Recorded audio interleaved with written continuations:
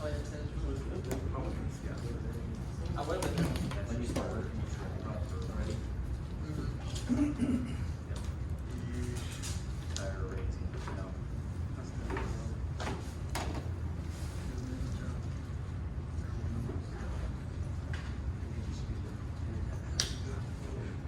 But it's nice.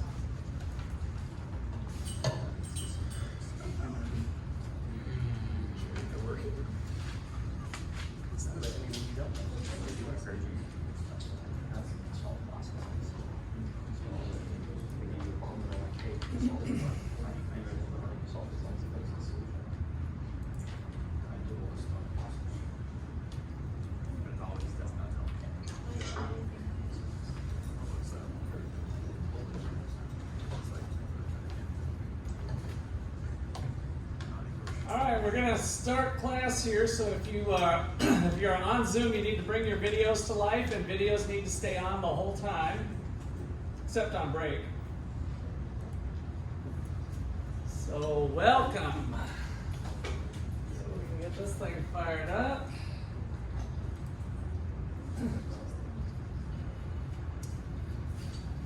Jack, what time is it in Australia?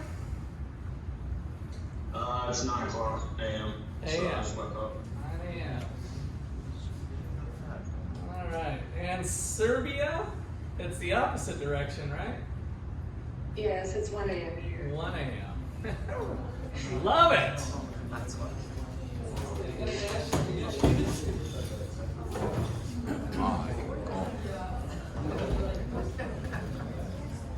All over the globe. That's pretty cool. Okay. So, let's see, let's start with a syllabus. So I posted in the announcements a link to the syllabus. If it works, let's see. Download original file. I am starting to get away from the old-fashioned way. I still have some old-fashioned way stuff, but I decided for the syllabus today, especially since I didn't have access to the copy room since I lost my key. Or maybe I should say Luke lost the key. Is Luke in here? There he goes. Yeah. There's Luke. All right. So, if we're all in the right place, you are in Managerial Economics, our economics course for the MBA. This is the largest campus section that I think I've taught, so that's kind of cool. There's a few people that are going to need to be on Zoom for part of the class, but I think there's 23 students total, and I think I've had a few like at 19 or so that's kind of neat. When I started here back in 2011, my very first class was this class, and I had 2 students. I actually had 3, and then 1 had to drop, so I was down to 2. And so one of my objectives from that time forward was to try to build up these classes in some way, shape, or form. One of the ways I've done that is by creating kind of a hybrid class for the online to make it kind of a one university concept. So, do I have any online students on right now? Or are you guys on? So Caleb, you are, and Kim, you are? And Ashley, oh great, wow, we got 3 of them. Okay, cool. So for students that are taking it online, I'm giving them the option of joining this class as well with the live feed. It's totally optional for them since they did sign up for an online class. But that was kind of my one university vision, that we could do classes like this. And then in addition to this, we have our first Chinese cohort of students taking this same class that I'm teaching.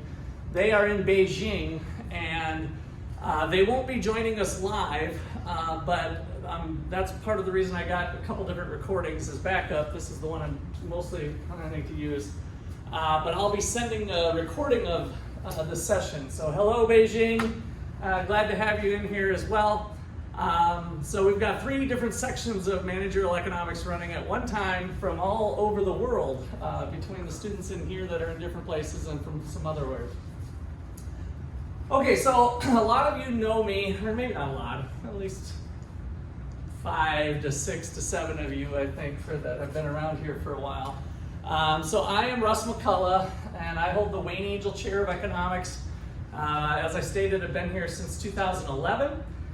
I also am the founder and director of the Gortney Institute, which is kind of a think and teach tank that we do here at Ottawa, where we try to do student programming at all of our modalities in Arizona, as well as here. Since I'm here, that's where we've done most of it so far, but we're branching out into other directions. I might as well mention now, Luke Graham is my graduate assistant with the Gortney Institute.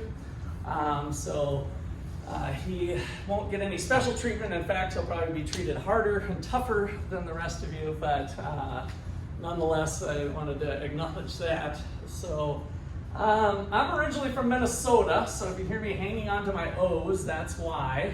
I went to St. Cloud State University up there, and then went to Iowa State University to work on my PhD in economics. That was in 1993.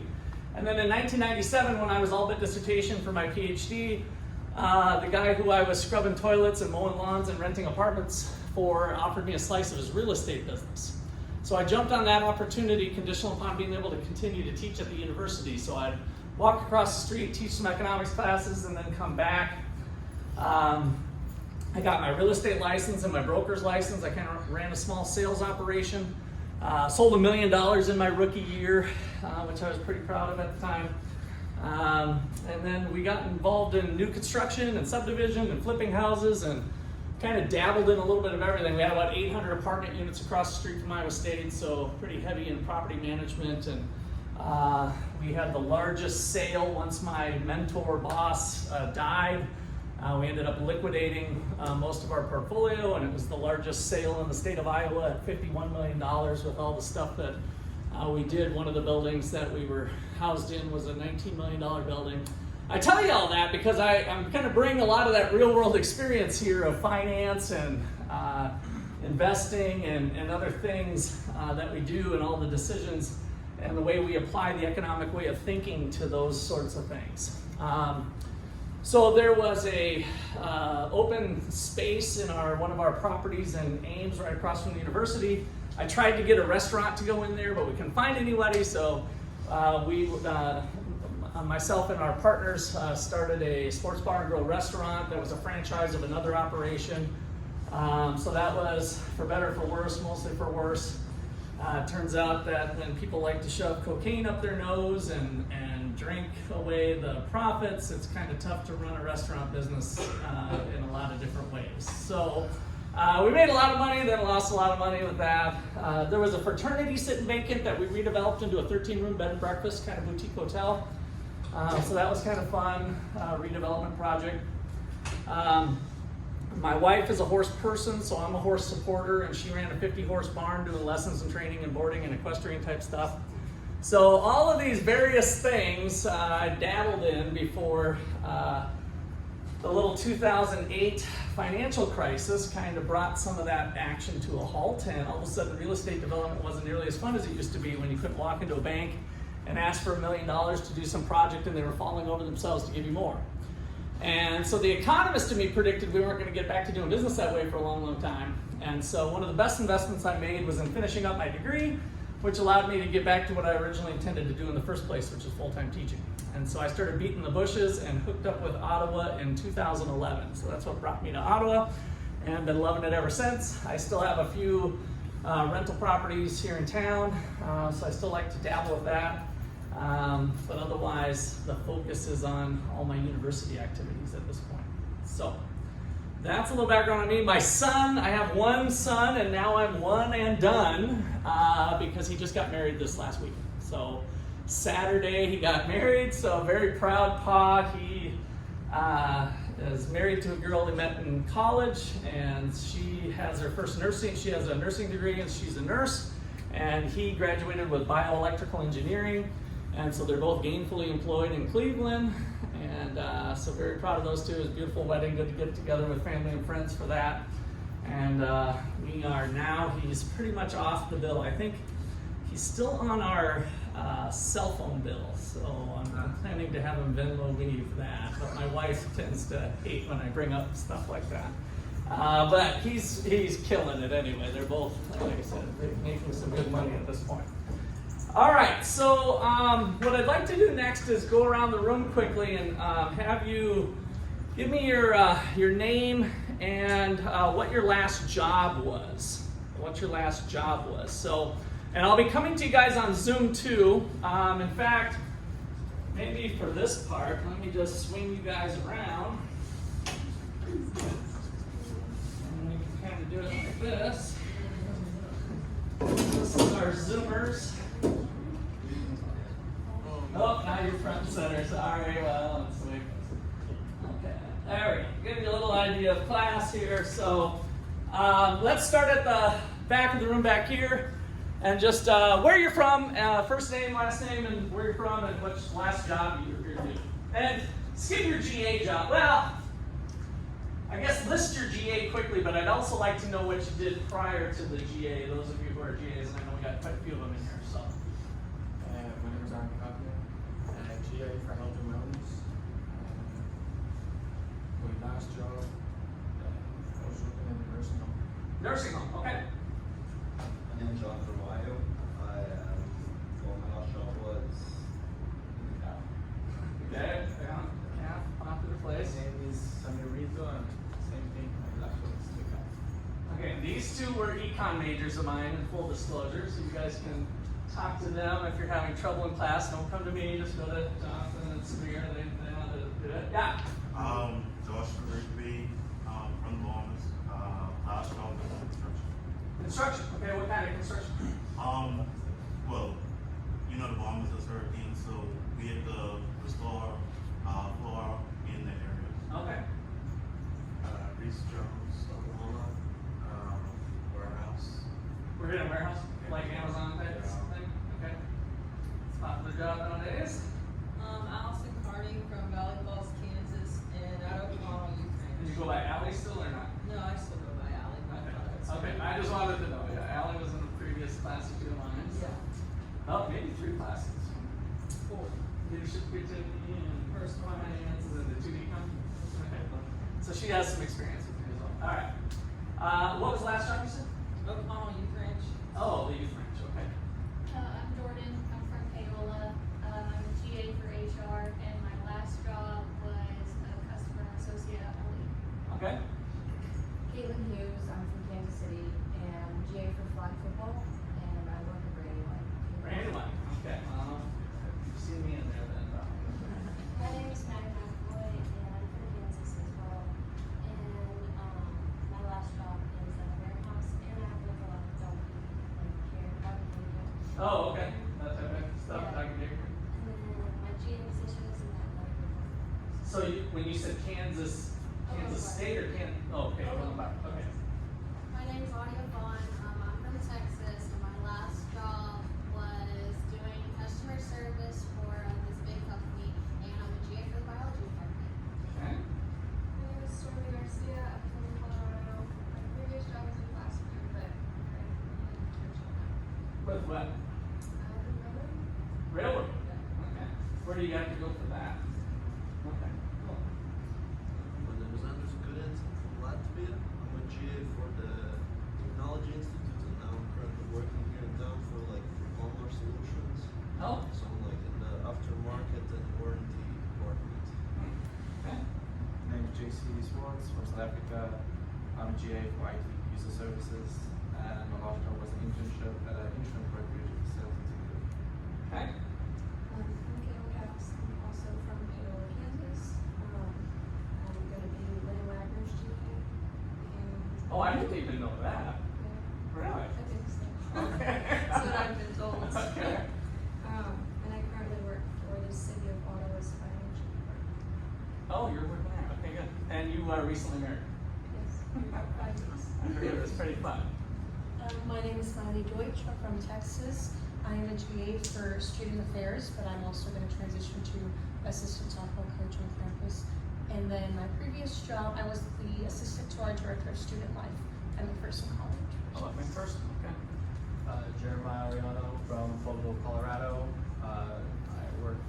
GA for Student Affairs as well, and then I work at Calmar Solutions as well in the Order Management Department. And then my last job was Baskin Robbins shift leader. Oh, okay.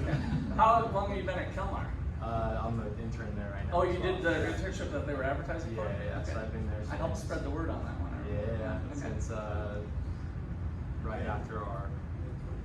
Okay. I started like 3 weeks early. I don't know how. Oh. They just had me up in there early, so I think I started early May. Okay. Yeah. Pretty cool. Leland McKinney.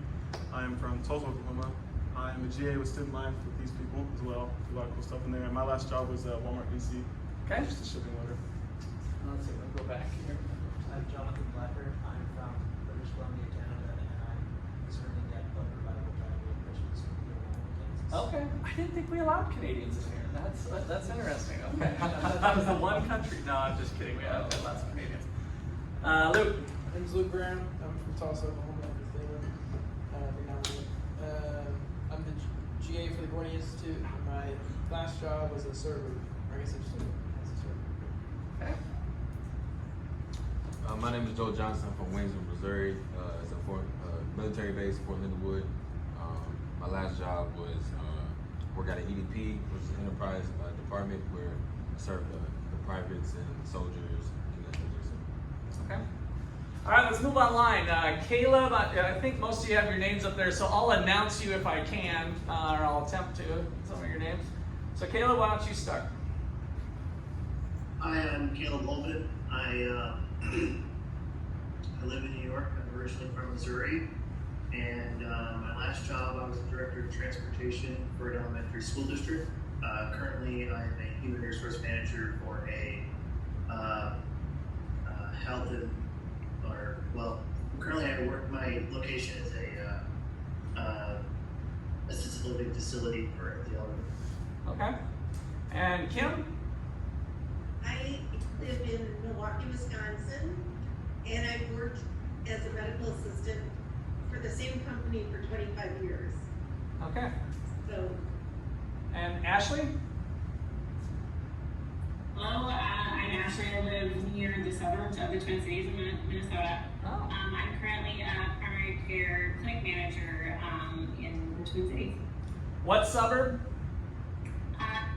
Chanhassen. Chanhassen, yeah. Passed through there many times. So I grew up in Champlin, went to Anoka High School, and passed through Chanhassen, heading to my mom and dad's farm was in Silver Lake. So we kind of headed through Chanhassen that way.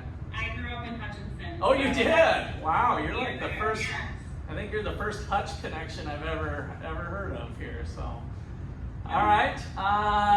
Is it Jovana or Jovana? Yeah, it's Jovana. Jovana. I'm Jovana Ivanovic. I'm from Serbia. I'm currently a GA for women and men's soccer team. Before that, I worked as the registered behavioral technician.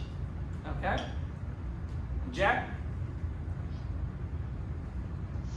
My name is Jack Wagner. I'm from Queensland, Australia, and my recent job, I've been a contract fencer for rural Queensland, and right now I'm a GA for the accounts receivable firm at school. Okay, and Noah? My name is Noah Schumann. I'm from Salt Lake City, Utah, and I currently work at a summer camp for kids. So I'm camp counselor for the ages 9 to 12-year-olds. So I'm just hanging out with them all day. Okay. And Noah, can you try to get some light in front of you more? You're coming across kind of dark there on the screen. Maria?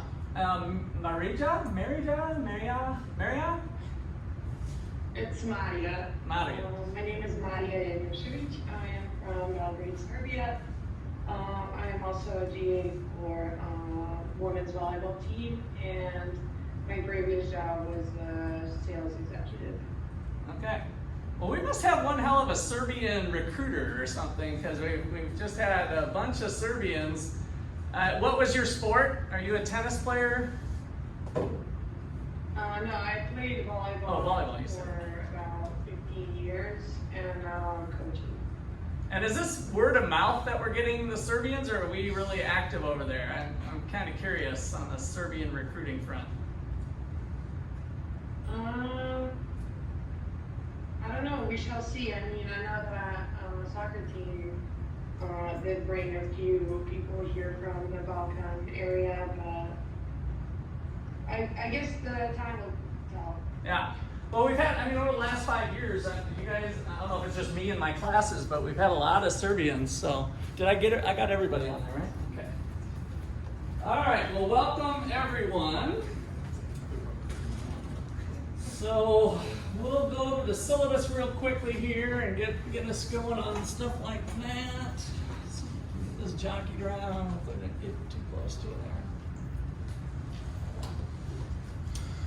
I know sometimes I'm going to do a lot of board work, so sometimes the video's not real great there. Hopefully you guys can pull up, those of you who are online, can pull it up that way. So, and I could try, sometimes putting on the light is, let's see if this is any worse or better. Sometimes it, how about for you guys in class? Is that worse or okay? This new projector is actually a lot brighter, so. Is that all right? We're going to have to turn it on eventually anyway once the sun goes down. So, on Zoom, did that make the screen better or worse? Thumbs up or thumbs down for better or for worse or same? Same? Okay. All right. Well, we'll leave it on then because I know that'll make it easy to transition. Okay. So here's my contact information. Before or after class is fine for class meetings. I do have a Russ Econ Rocks YouTube channel that has previous recordings of lectures that we might that you could reference to if you missed. I try to record, but sometimes technical difficulties might keep that from happening. For the course, we have the MindTap, which is kind of the learning management and e-text system. So all of your, or I should say most of your tests and quiz questions and other things will be on the MindTap. There's also a link here to a free Principles of Microeconomics class. So this particular book is really cute, and it's really little. And so what's the problem is that they sometimes assume that you all remember stuff from Principles of Microeconomics class. And I see some people smirking like, maybe I don't remember all the details of the elasticity of demand or something. And so I added this as a free, it's an open access type deal, so that is available. Really any Principles of Microeconomics textbook would do. It's just to kind of give a supplement to you if you run into something in here. Since this is a master's level book, that might be handy for you to check out some content. So I wouldn't advise you going through and just reading this, although if you're a big time reader and you want to kind of stay up, you'll see kind of a similar progression through a micro book with the book that we have. But I'd probably start with this book, and then if you're like, oh, I need a little help with that, then you can lean on that other resource if you need to. So for the MindTap, you can link into it from the Blackboard shell, and it will bring you to a pay window. You can also buy it from the access code from the bookstore, and then there's usually some options there. With Cengage as a product, it's possible that some of you bought like Cengage Unlimited or something, and you might have access to it already, because it's like if you buy Cengage Unlimited, then I think you still have access. So anyway, look at the options. We try to lay them out in the syllabus for you to look over. Otherwise, you know, the requirement for this class is that you'll be this next 8 weeks with us through August 21st. Okay, any questions or comments there? All right, course objectives. We've got some of our basic supply and demand type of stuff and elasticities, but really the focus is around making a decision. You as a manager in a company, can you think on your feet to come to a solution, right?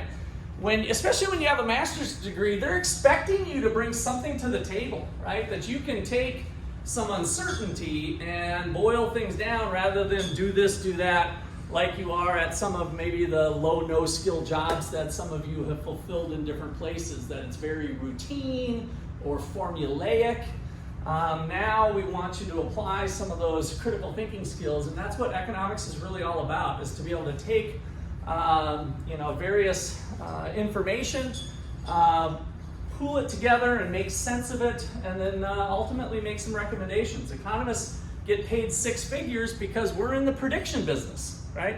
People want to know what's going on tomorrow. We can all kind of look at historical stuff, but what is that going to mean for tomorrow? What does next month look like? What does next year look like? With the war in Ukraine and 8% inflation and all of the stuff going on, you know, how is that going to impact our company? Sometimes companies are counter-cyclical. In other words, when the economy's going down, McDonald's is doing good. Walmart's doing good, right? So some businesses are cyclical, whereas others might be in a little bit more of a luxury or something that you can put off for a time. Those types of businesses are going to be hit a little harder with economic downturns, which I think we are in now, even though it's not official yet. The official data won't come out for a little bit because GDP, gross domestic product data, doesn't come out for a little bit. There's a little bit of a lag with that. Okay, and then regulation, you know, what is the role of government or the proper role as well as maybe the role, and if they change policies, you know, what does that mean? All right, so some of this I'm just going to kind of breeze through here. You guys can look over on your own. Policies for class. Attendance policy. Every now and then you may pick up a few extra credit points by dragging yourself to a class of mine and making it through a lecture. You may also earn some of these points by correctly answering some of the tougher questions I stir up in class. Points can go the other way too. An incoming ring is going to cost you a point. However, an incoming ring for me is going to get everybody present a point. So it kind of goes both ways. I typically will forget at some point to shut off my phone. I did have it shut off today. So if you haven't done so, go ahead and shut off your phone. I also have you pull your phones in your pocket, not on the desk. So phones off the desk. And it turns out I've learned, I didn't do it myself, but there's good empirical evidence. I don't just do it to be, you know, that mean, nasty professor, but I look to the data. That's what economists do. And so there was an interesting study that had people keep their phones on the desk, people keep their phones in their backpacks, and people keep their phones in their dorm rooms or wherever they were living. Guess who performed the best on assessments in class through a study of thousands of students doing that test? So some students had desks, some students had backpacks, some students had dorm room. Guess who performed the best on assessments from class? The dorm room. So actually physically separating yourself from your phone with some distance that you don't start getting the itch like, oh, I know that, I heard a buzz, it's got to be in this pocket somewhere, that little distraction. Knowing that it's in the dorm room made a difference. And so then it fell right in line. Backpack was the next thing that was fine, and then on the desk performed the worst. So I have that study if anybody wants it. It's kind of an interesting study, but that was the results. And so ever since I did that, learned about that, that's been my classroom policy. Okay, so good old-fashioned internal distractions like daydreaming and disruptions of excessive talk with a neighbor will not cost you points. So I want you to do that. However, it could be subject to a verbal lashing or a different seating assignment at my discretion. So that's kind of my classroom policies. For those of you on Zoom, or some of you who might need to use Zoom if you're sick or if you're traveling or something at some point in the future, you should be treating your Zoom room as if you're in class. So be in a room that's relatively distraction-free as much as possible. So that kids or roommates or other people, try not to do it at the coffee shop or McDonald's. If you have to do it there, you have to do it there. I might ask you why you're there, but that's what I'd like you to do. Your face should make up 25 to 33% of the screen, and check that lighting, having lighting in front of you so that I can see your face. So Noah, I see you're off camera right now. What's up with that? There you go. Sorry, I was on the syllabus on my phone. I thought we can. Okay. All right. So basically my idea with Zoom is you guys, your heads are about the size of at least Jonathan and those guys in the back row. So like when I scan the room, it's like you guys are here, right? And so if you're raising your hand, I try to do it. By the way, if you are raising your hand or you have a question or something, feel free to interrupt me because it doesn't perfectly work out the same, but the way I have the room set up, I'm scanning the room and I've got their heads and your heads are right there. So that's the whole idea of the Zoom and why I do it that way. Okay, any questions on the Zoom stuff? I know a couple of you had already asked. Basically, Zoom is by permission. I want to kind of know while you're there. I want people in class. Again, through my studies of class, I started off kind of allowing people to choose whether to do Zoom or not, and then I found those students who were like going to Zoom all the time weren't performing as good in class. So I changed that policy to be an exception rather than an option. Okay, diversity, students with disabilities. If you have any disabilities or accommodations, make sure you come and see me after class. Trying to get that taken care of. All right, so then here's the assignment. Here's the points for the class. So there's 605 points total. 445 are going to be from MindTap. So that's all the assessments that go on there. And then in class, we'll end up having some short assignments or quizzes, things to do from week to week. So that'll make up the 160 other points. So 605 total. All right, so then this just has the chapter breakdown. So week 1, week 2, if you're wondering where we're at, of course, this is on Blackboard too, so you probably would just look there. And we cover about 2 to 3 chapters a week, essentially, is what it ends up being. So around 18 chapters, I think. All right, and that is the syllabus. Any questions?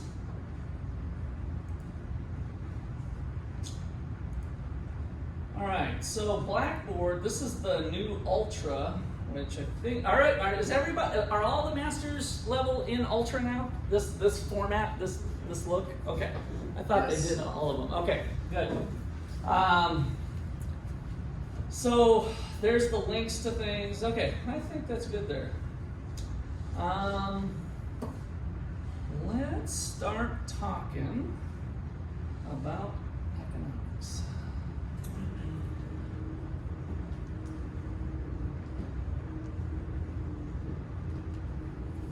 Oh, that's right. This,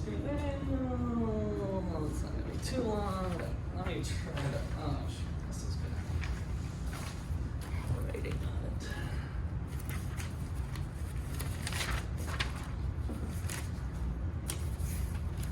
This will work.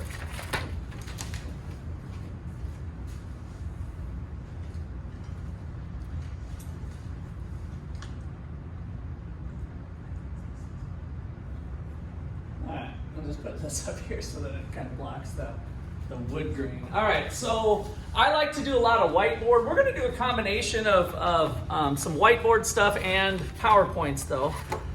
Try to change it up a bit since it can start to get a little stagnant one way or the other. So, what's economics? What's economics? Maybe I should go to pick on my economics majors first. Maybe I will do that. That sounds kind of fun. Jonathan? Economics is the study of resources and their scarcity. Okay, resources and their scarcity. Samir? Study of elasticity and goods. And goods. All right, I like Jonathan's better so far if I'm ranking. JC? The study of supply and demand and how that affects price change.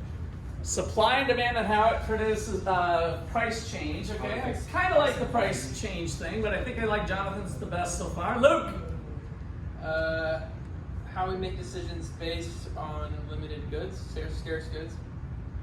Okay, that's dabbling around the right thing. Let me open the floor. Yes. I want to say Jonathan, but Yes. Is that right? Yes. Okay. Study of the exchange of goods and services. Study of the exchange of goods and services, okay. Anybody else? Open floor. Zoom, you're open too if you want. All right, so here's how I like to unpack economics. So, you know, how this started was my brother-in-law, who I just saw today, he's now 40. He was 11 when I first met my wife. And so he's like, well, what do you study in college? And I'm like, it's economics. And he's like, what's economics? And I'm like, how do I explain this to an 11-year-old? And so when I asked him, I said, Luke, why can't you have anything you want? What do you think his answer was? Why can't you have anything you want? Don't have money. Don't have enough money, right? And so, I kind of started with that, you know, with something to do, because I figured that would be a good place to start. But then I said, well, why can't everyone have anything they want, right? So we all know that, some of the rich of the rich, Bezos and Musk and the billionaires, they can have anything they want, right? In terms of material things, right? They can't maybe have love or relationships that they cherish without working a little harder at it. But when it comes to money stuff, they can have anything they want. So, but the question is, why can't everyone have anything they want? Why aren't we all that abundant with material things or the ability to purchase material things? So when we started thinking about that, he responded, well, there's just not enough stuff. There's not enough goods, right? And so then I'm trying to peel the onion back. Well, how do you make those goods, right? And so what goes into making final goods and services? Let me pose that to you guys. What are the basic, you said skiers, I think Jonathan maybe first said resources, and Luke might have too. Land, capital, labor. Entrepreneurship is the one that I throw in. Sometimes there's different ways to do it. So we have basic resources of, well, we need people, we need a manager. Well, there's lots of different types of people, but we can boil it down to land, which includes all natural resources, wind, energy, coal, gold, right? Kind of what I like to call God-made resources. So those of you with beliefs in God, you don't have to have those to get an A in this class, but I just think of what are the things that God put on earth, right? That's what we mean by land, like all the naturally occurring resources. So then we've got people, so labor, and of course, not everybody's able to work. A little 2-month-old baby can't work. So when we think about labor, we're really thinking about people who are willing and able to work for the most part. And then we've got capital. Now in economics class, capital does not mean money.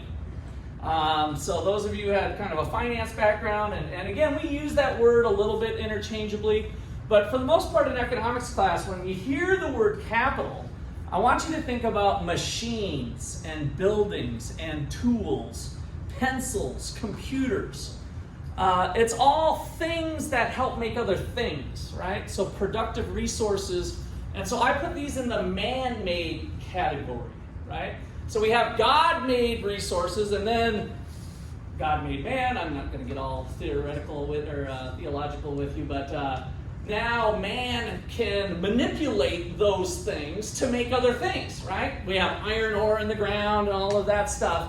And so we've got man-made things from the land, and now we've got labor to put them all together. And then that last category is the entrepreneur. Who can pool this stuff together all in one spot? So we have people, but not everybody really sees the vision of how to bring stuff together and to maybe combine resources in unique and novel ways to make new goods and services. It's almost out of thin air.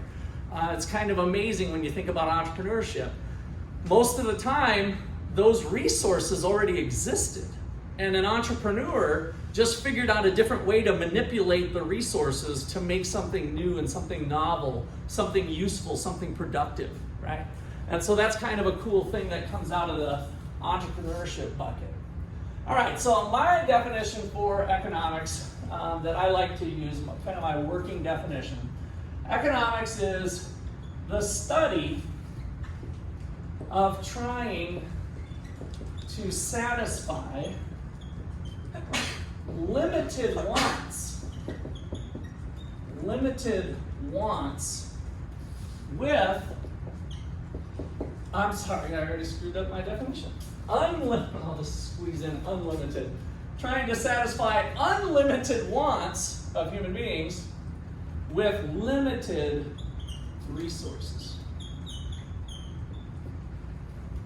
The study of trying to satisfy unlimited wants with limited resources.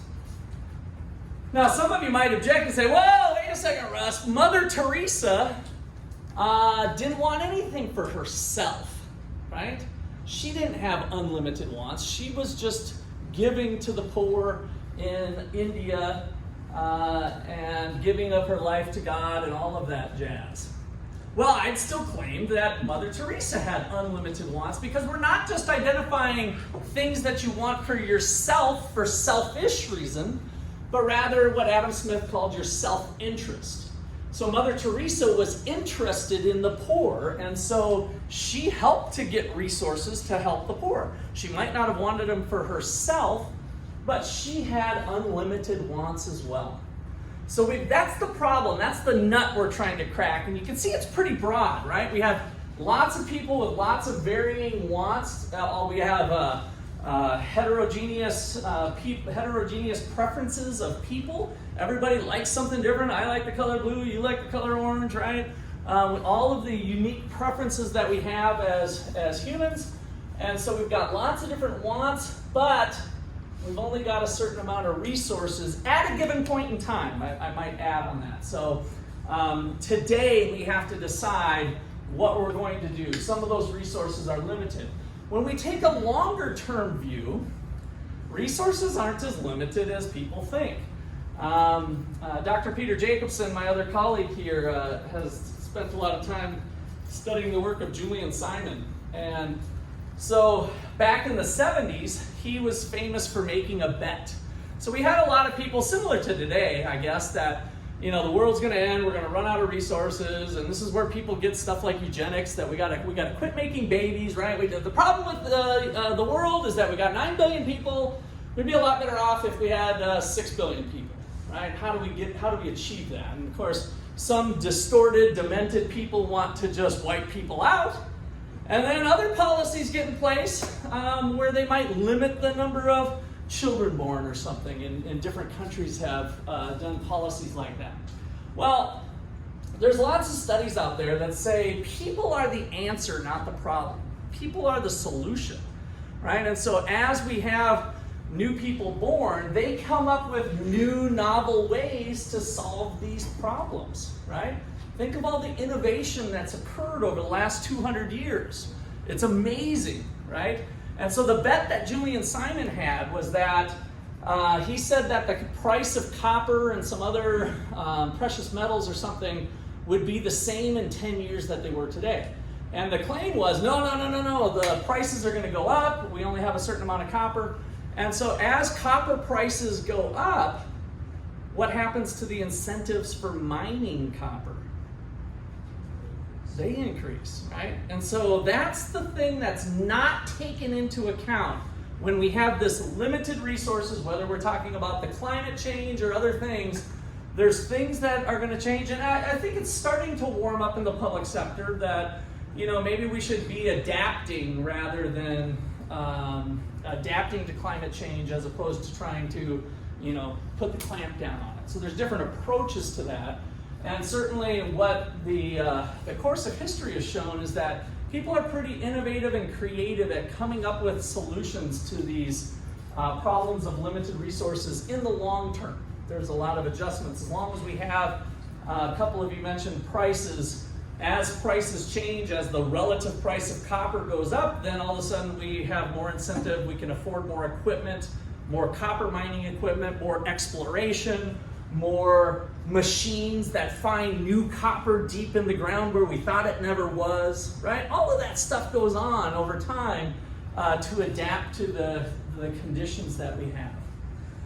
All right, so that's kind of the setup of economics, is that we can apply this then to our business to kind of bring it down to the microeconomic level, where we're trying to maximize profits maybe, or maybe we're even doing revenues for this month. How can we increase our revenues? And maybe we're not focusing as much on costs or something. So all of those questions kind of leave this as part of the solution. How can we do it when we only have a limited resources to advertise our product or something like that, right? So how do we satisfy unlimited wants of limited resources is kind of a nice general statement of what we try to do in economics. So a lot of people have historically had problems with Adam Smith.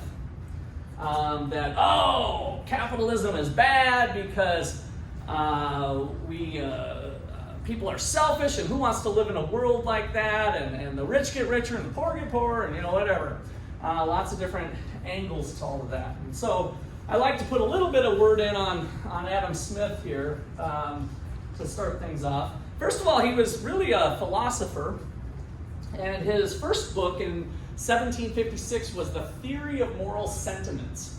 So he's actually studying kind of the human behavior among people and how do we know who we are. And more or less he said it was through the interactions that we have with other people that we really learn about ourselves, of who we are. We bounce ourselves off of people. It'd be pretty hard to be on an island, born on an island, and learn who we are if we didn't have somebody to say, well, you're an idiot, or that was dumb, right? But if we don't have somebody that's the sounding board of our behavior. That was his first book. And then in 1776, he wrote what most people call The Wealth of Nations, which I think is unfortunate. The real name I'd like to write on the board. So Adam Smith in 1776. Now that's kind of a special date for Americans. What went on in 1776? Yeah, Independence Day, right? So the Declaration of Independence, we got the 4th of July coming up here next week already. So that's kind of special. So Adam Smith was influential in what he did in formulating some of the things that we did in the United States as we set it up. So Adam Smith in 1776 wrote an inquiry into the nature and causes of the wealth of nations.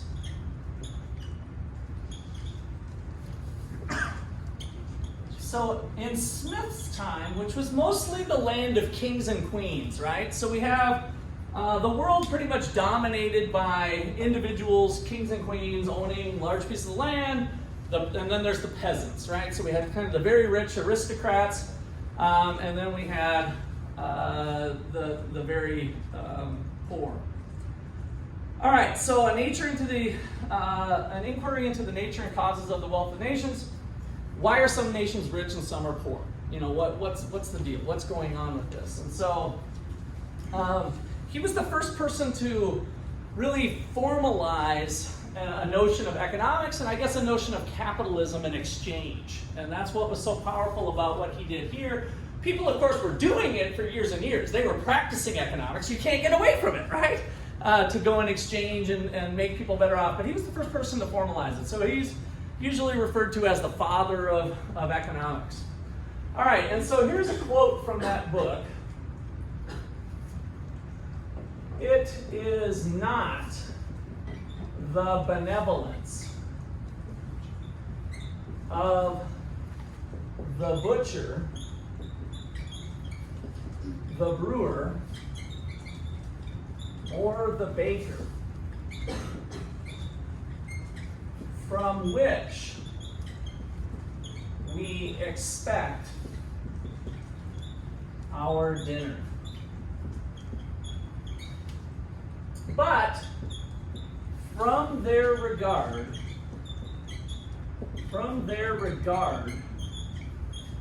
to their own self-interest. It is not the benevolence of the butcher, the brewer, the baker from which we expect our dinner, but from their regard to their own self-interest. All right, so let's try. This is one of my favorite quotes from Smith. Probably the favorite quote. It even made it into my dissertation on the first page or two. What does it mean to be benevolent? Have goodwill towards something. Okay, goodwill, to be nice, maybe charitable. So it is not from them being nice people, right? Being charitable. It's not the benevolence of the butcher, the brewer, the baker from which we expect our dinner, but from their regard to their own self-interest. So what are we really expecting our dinner from? What are we relying on? Let me go to Zoom for this. We need to get some Zoomers in here. Jonathan, give me a number between 3 and 9. 5. 5. 1, 2, 3, 4, 5. Jack, you're our lucky winner. Can you repeat the question? So how are we getting our dinner if we can't?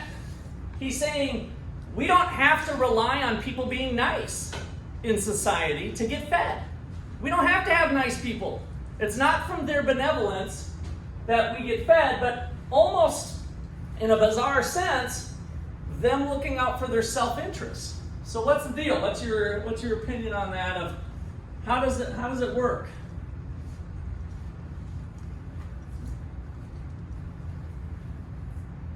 I'd say it's from your own self-motivation or something like that. Okay. And who are they looking out for then? Let's just take the butcher just to start off. Who's the butcher looking out for?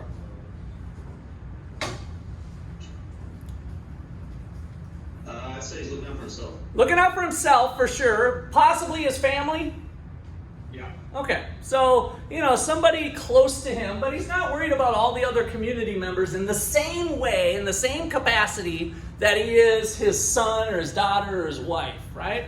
So he's looking out for his own self-interest, and so what does he got to do? What does the butcher have to do to look out for his immediate family?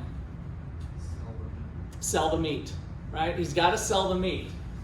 Can he sell crappy meat? No, right? I mean, are people going to come and buy spoiled meat time and time again? No, they're going to find other substitutes, right? So in order for him to serve himself and his family in the best way, he has to provide a product that people are willing and able to buy voluntarily. This is one of the key parts that comes out of capitalism that doesn't come out of other forms of exchange. So the voluntary nature of it is important. All right, so how do we calculate profits? So the butcher, let's look at the butcher profit. What would that equation look like in a real general sense? Nothing fancy. We're not going to be doing too much with like financial statements and stuff. That's for accounting class and TR minus finance PC. class. Okay, what's that? TR minus PC. What's TR? Total revenue. Total revenue. Okay, and what's that?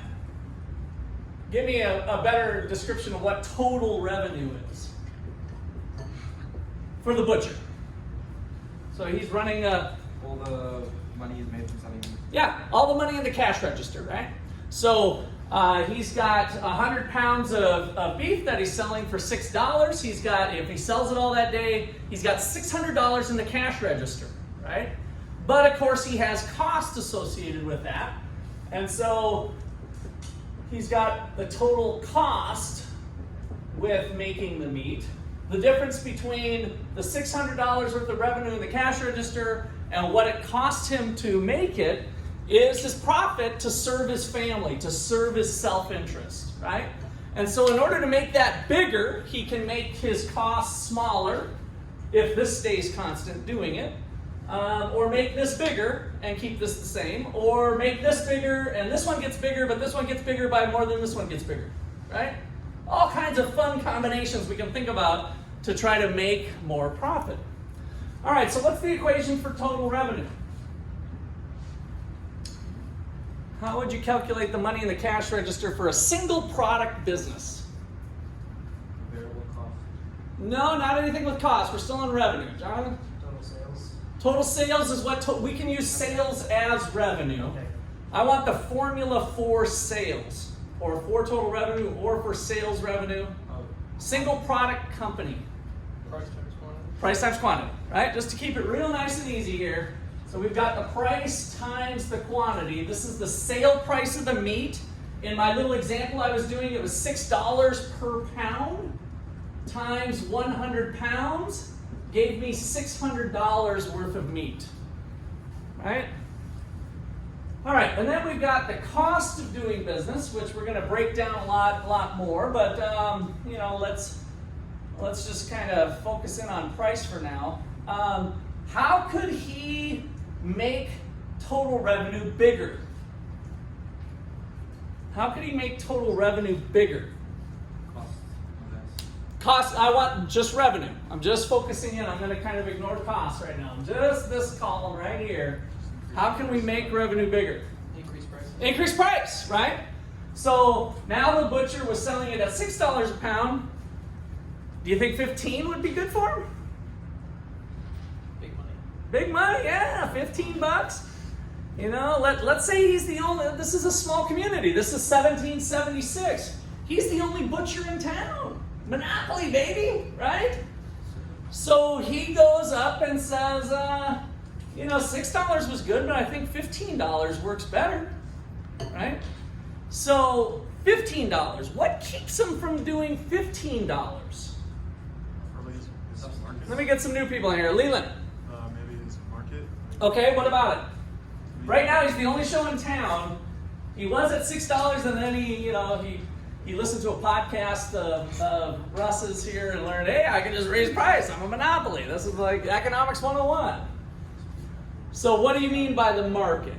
I think you're thinking the right thing. Like what the people have like available to them, like how much money that people have in the town. Okay, so what are people going to do when he raises it to 15? Buy less, right? They might be able to, they used to buy X amount of pounds and they're like, oh, we got to cut back now. So that touches on elasticity, the concept of the law of demand, which we'll spend time on, actually not for like 3 weeks actually before we do a demand curve, believe it or not. I think that's right. If I increase price, people aren't going to buy as much, right? So this goes down. So if this goes up, this goes down. So that's one thing he has to struggle with. But let's say, you know, at least in the short term, it's $15. What might the baker be thinking?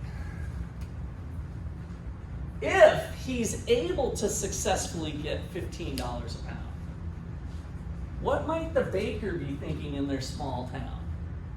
I should charge more for my bread. Yeah, maybe he can charge more for bread. Or he's like, that butcher's a meathead. I'm a baker. This is like science, right? Like, I can friggin' cut meat. I've got an extra 1,000 square feet in my shop. I'm gonna start selling meat along with my bread and bakery goods, right? So there's always the threat of competition. And so let's say that the baker does. And the baker finds that, well, he was at $6, he went to 15. I could sell it for 14, and even though I'm a baker. And so he starts selling it for 14. What does the butcher have to do now? Lower price. So he lowers it to 13. What does the baker do? Lowers price to 12. Then the butcher has to lower. Then the baker has to lower. How far does it fall? I'm gonna go past $6. Past $6? Because there's two of them now? That's where it started. Caleb? So you're not making a profit. Until you're not making a profit, yeah. So once we bring in the profit side, eventually it would get down so low that it's like, well, forget it. I'm stepping out now at this point, right? And so one of them would stop making it, or they'd both kind of realize that, hey, $6 was kind of the going rate, right? And so later we'll get into how we calculate total cost, that we're going to include opportunity cost. And so the baker's thinking to themselves, well, I could focus in on baking. I'm actually taking away some scarce resources to compete with the butcher. So I better think hard about that. And so I need to make at least $7 for this to make sense or something. And maybe the butcher ultimately does have an advantage and can keep it at 6. The point with that is that in the capitalist system, the greedy pigs that you've heard about, the corporate greed, is kept in check when there's competition. Healthy competition is what makes capitalism work. When you hear about big business and big government playing kissy face with each other, that's not capitalism! I hate hearing that! When you hear about businesses have to go lobby to Congress to get special treatment, that's not capitalism. Where's the competition? It's not a matter of getting government to be a partner of yours. That's not capitalism, right? That's a mixed system. And so much of what we deal with in the United States and in other countries around the world is the government intervention in the marketplace. And we definitely have a mixed economy. We don't really have this idea, for the most part, we've kind of gravitated away from it over time in various ways for various reasons. But it's mostly when government is allowed to grow and to keep pressure in different ways. What's happened to tuition rates at colleges over the years? Up. Is it just keeping up with inflation or higher than inflation? Higher, right? So what we observe in some interesting studies is that in sectors where the government has the heaviest amount of play, whether that be because of student loans and subsidies, oh, we got to help everybody get to college, you know, blah, blah, blah. We see the tuition rates climbing at faster rates than the average price level. So tuition growth has been tremendous over the last 30 years, 40 years and counting, as the government continued to intervene into college being a good thing, and that we should have people get degrees, so we're going to use taxpayer monies and subsidies to help, whether it's subsidizing state schools, for instance, right? Some of your tax dollars go towards the state colleges. Auto University is a private school, private nonprofit school, I might add. But we still have to make a profit to keep the doors open, right? We have to be sustainable. So the idea of a nonprofit is a little bit misleading sometimes, because all nonprofits have to make a profit to be sustainable in the long run. But being a private school, we are still heavily influenced by the federal government, because we don't get any funding through state-wise, but a lot of students are on grants and loans and other things, right? And so the student loan program is huge. And so that means sometimes the government can say, oh, I don't like the way you're teaching your classes out of a university. You need to do it this way, right? And so all of a sudden it can kind of morph and transform over time into what the government or those who are in control or power at the time want education to be. Healthcare. What's happened to healthcare costs in the United States? Same thing. Now, what's happened to Silicon Valley and technology? How's your cell phone prices going? Up or down? Especially when you think about your bang for your buck. Down a lot, right? Think about what your cell phone does today compared to what it did 10 years ago, and you might even be paying a cheaper price, right, than what you did 10 years ago. So flat screen TVs, how much can you pick one of those up at Walmart for? Big old 60-inch or 80-inch. $500? At Sam's Club 20 years ago, I bought one of those big ones with the big projector on the side for $2,000, right? So the government has not had a lot of intervention in those industries, and we've seen them really flourish.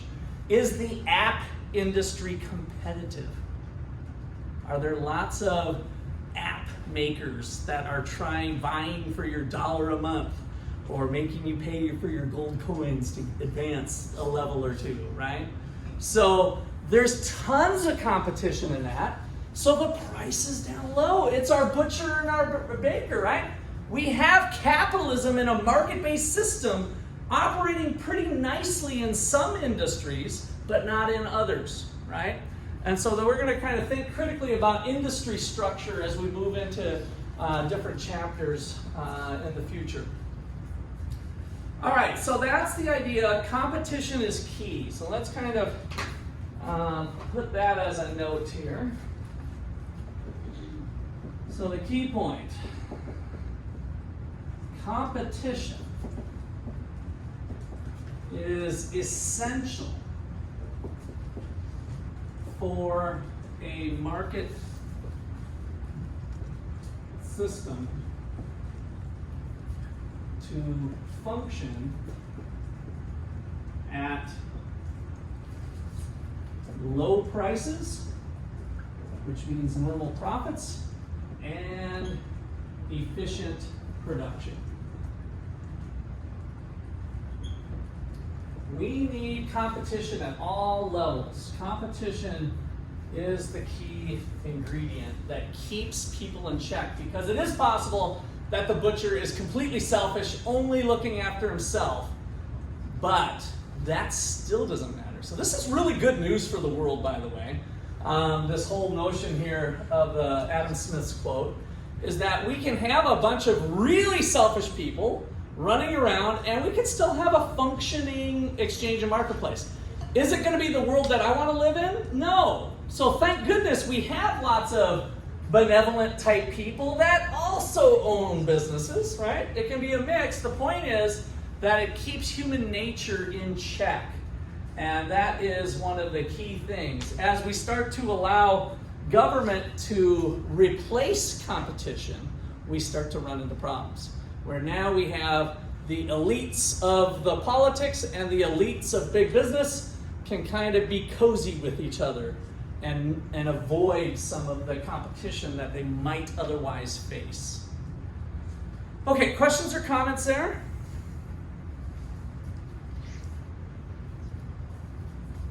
All right, so we're going to get back into a little PowerPoint work here. So I do have a question. So the class runs till 9:30, and those of you who know me know that I'm really bad. You know, we all are good at some things and not so good at others. Well, it turns out I'm really bad at letting a class out early. So I'm just terrible at it. So we will just kind of plan on the full class as we work through things. Now that said, I like to give the class an option. So the idea with a 3.5 hour class is that we'd have a couple breaks in there, about every 50 minutes or so. However, if you choose to do one 15-minute break, that means we could get out at 9:15. So I'd like to, through a show of hands, look at 2 breaks or 1 break. And so when we normally take our 1 break, it'll be around, you know, depending on where we're at with the class, usually 7:15 to 7:30, somewhere in that range. So if you're starting to think, oh, I really got to go to the bathroom, I will always try to make that happen around then. So otherwise, we'll head for a couple breaks. So how many people would vote for 2 breaks? Show of hands. How many people vote for 1 break? All right, the 1 breaks have it for the 11th year in a row. So that's been pretty par for the course. All right, so yeah, we'll be having a break here in just a little bit. But before we do, let's do another dip to kind of set up the market system here.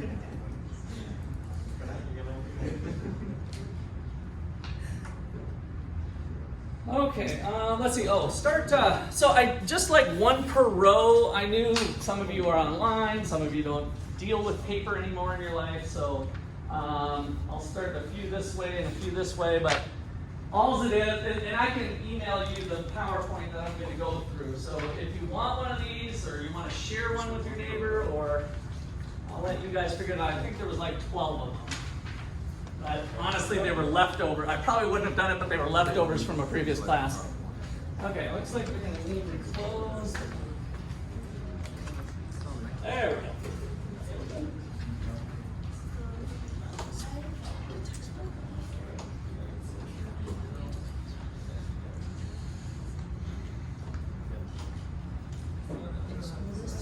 All right, so some of this I've kind of talked about, but it's good to reference back later on in the course. So I'm going to run you through this thought experiment, essentially.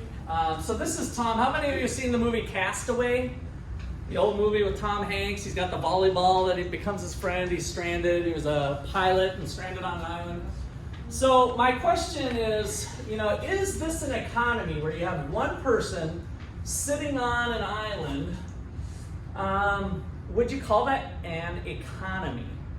What are the essential elements of an economy? What are some things we could kind of backtrack and not necessarily answer that question yet, but if you're talking about an economy, it could be the economy of Ottawa, the economy of Kansas, the economy of the United States, the global economy, whatever. Whatever that is in your brain, what are some essential elements that you think are necessary to call something an economy? Okay, some people. What else, Jonathan? Trade and exchange, okay. So if there's trade, there must be production, right? So buying and selling. Anybody online, Zoom? What else what would you say is an essential element to calling something an economy? Noah, go ahead. Resources and stuff to exchange. Okay, good. Yeah, if we go back to my definition here, we need some resources, right? That'll be part of it to lead to production. So we need some consumption, production, and consumption. So when we start to piece that stuff together, Tom produces fish or coconuts, right?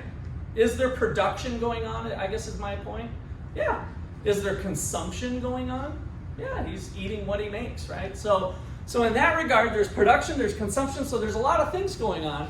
But with only one person, we are missing that element of an exchange. And I think that is an essential part of calling something an economy. This might be a society, and again, there might be production and consumption, but I think it falls short of what we think of with an economy. So suppose Jen washes up on the island. So now we have Jen, and now we've got two people, so we got some possibilities. Now once again, if Tom lives in California and Jen lives in Florida and they never cross paths, it's not sufficient to say in its economy now that we have two people, right? These two people, again, we kind of want engaged in maybe some sort of exchange. So suppose that Tom's production possibilities are 8 coconuts and 8 fish, or on a given day, if he switches it up, he can do 4 coconuts and 12 fish. Meanwhile, Jen on a given day can do 4 coconuts and 8 fish, or 3 and 11. What can you tell me about these two people looking at this data? I want to get somebody who hasn't spoken yet, so be ready. I'm going to try to get everybody talking at some point, so if you know the answer, or if you think you want to, you don't even have to know the answer, well, frankly, I just want to hear your voice. So somebody who hasn't talked yet. What can you tell me about these two individuals? You got Tom at A and B, and Jen at A and B. Yeah. Hey, give me your name again. Sorry? Your name again? Aaron. Aaron. Oh, okay. Well, we do specialization. We could just be in the production of fish, and then we could just. Okay, so before we even go there, tell me about the two individuals with their current production possibilities. So yeah, I think you're on to something there, but tell me about Tom's production versus Jen's. Who's better? Tom, right? So Tom is one of those guys that can sing, he can dance, he's an athlete, right? Good at school, mostly straight A's, right? This guy can do everything, right? So check it out. On a given day, he can do 8 and then double Jen's coconut production, right? So Tom has what we call an absolute advantage in production. Tom has an absolute advantage in production. He's better at fishing and coconut harvesting. So the reason we set this up this way is, why would a market system ever work? Why wouldn't Tom just do everything himself, right? He's better at both things. And this is actually taken off of a true story from David Ricardo. So this is called the Ricardian trade model. In those days, literally Ricardo went to the King of France, or the King of England rather, he was French, And he said, "Oh, King of England, I know you're better at producing everything, but I think we should still trade fish for wine, and here's why."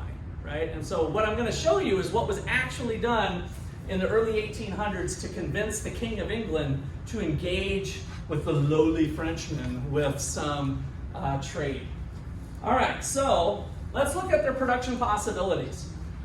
So point A and point B are simply on this horizontal and vertical axis, coconuts and fish. Point A, we had the 8 and 8, right? And then we had the other combination. We did the same thing for Jen. So that's all we did is plotted those points. And now we can think about the trade-offs with the cost. Whoops, I thought there was one more on there. We can think about the trade-offs with the cost. And so here, if Tom moves from point A to point B because he wants more fish, what is he really giving up, right? To move from A to B, he's giving up a 1-for-1 trade-off. One fish is costing him 1 coconut, right? Everybody with me on that? It's a 1-for-1 trade-off. What's going on with Jen? Well, with Jen, she can move from point A to point B, and she'll give up 1 coconut, but she'll get 3 fish. So for Jen, the answer is different for her internal trade-off. 1 fish costs her 1/3 of a coconut. In that regard, who's the better fisher, Jen or Tom?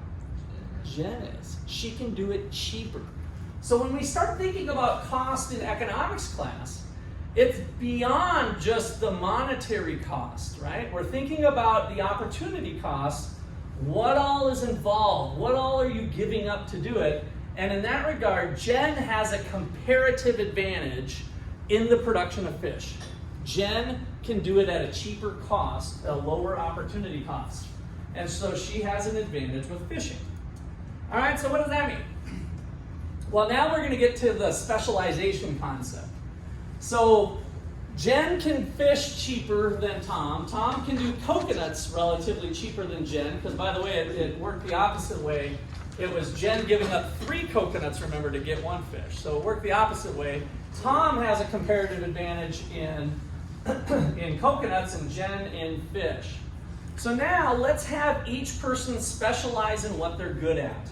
So we're going to move Tom's production points, assuming it's linear, up to point C, where Tom is producing 16 coconuts. He's maxed out, right? He can't do any more, given that constraint of the 1-to-1 trade-off. Same thing with Jen. We're going to move her to point C. And now the world looks a little different. The world looks a little different when we can utilize and leverage resources in other countries or other people's skills and talents. So this line here shows the world's production possibilities frontier. So check it out. If we put both Tom and Jen into fishing, then we could have 36 fish, right? Jen at 20, Tom at 16. So right now, the world could produce 36 fish. Now here we are sitting with 36 fish. Suppose we need a little coconut water, and we're getting a little thirsty, and we need to change things up. Who do we send out for the first coconut, Tom or Jen? Tom, right? So here the world is sitting here. Who do we want to send up? Well, if we send Jen, we'd have to give up 3 fish. So that would be dumb. So we're going to send out Tom, and Tom's going to get the 1-to-1. And so this orange line here, kind of comes off red with this projector, is simply Tom's production line. The slope is the same. So we're going to send Tom out for coconuts, and we'll eventually get to point XC. After that, we still might want more coconuts. There's nothing wrong with that, right? But now Tom can't do it. We'll have to rely on Jen. She's going to give up 3 to get 1, 3 to get 1, 3 to get 1. And so Jen's production possibilities are up here at that slope. And this now is the world's production possibilities. So through that specialization, we see something very important, that if each person does a little bit of both, so I put XA and XB, which is just showing Tom at point A and Jen at point A, what do you notice about the location? They're the same. What do you mean the same? Yeah. It's hard to see it. Okay. everything. Relative to XC. I don't know if you can see that. I know it is hard with that screen. It just appears that the totals are in the same dimension. Okay. Anybody else? It's inefficient. It's inefficient. In what respect? You're not producing the message you can on Okay, so if we just take, Kim, I think just using these two was kind of bad, but let's look at XA and XC. So if Jen and Tom are both making a little bit of both, you're going to be at some point inside. Well, what does that mean? That means if we reorganized and had Tom doing all the coconuts, Jen doing all the fish, we could potentially be at XC. Is XC superior to XA? Yes. Why? More of both. It's like getting goods for free. So there's a saying in economics that says there's no such thing as a free lunch. This is as close to a free lunch as we get, right? Is that did we add more people to the island?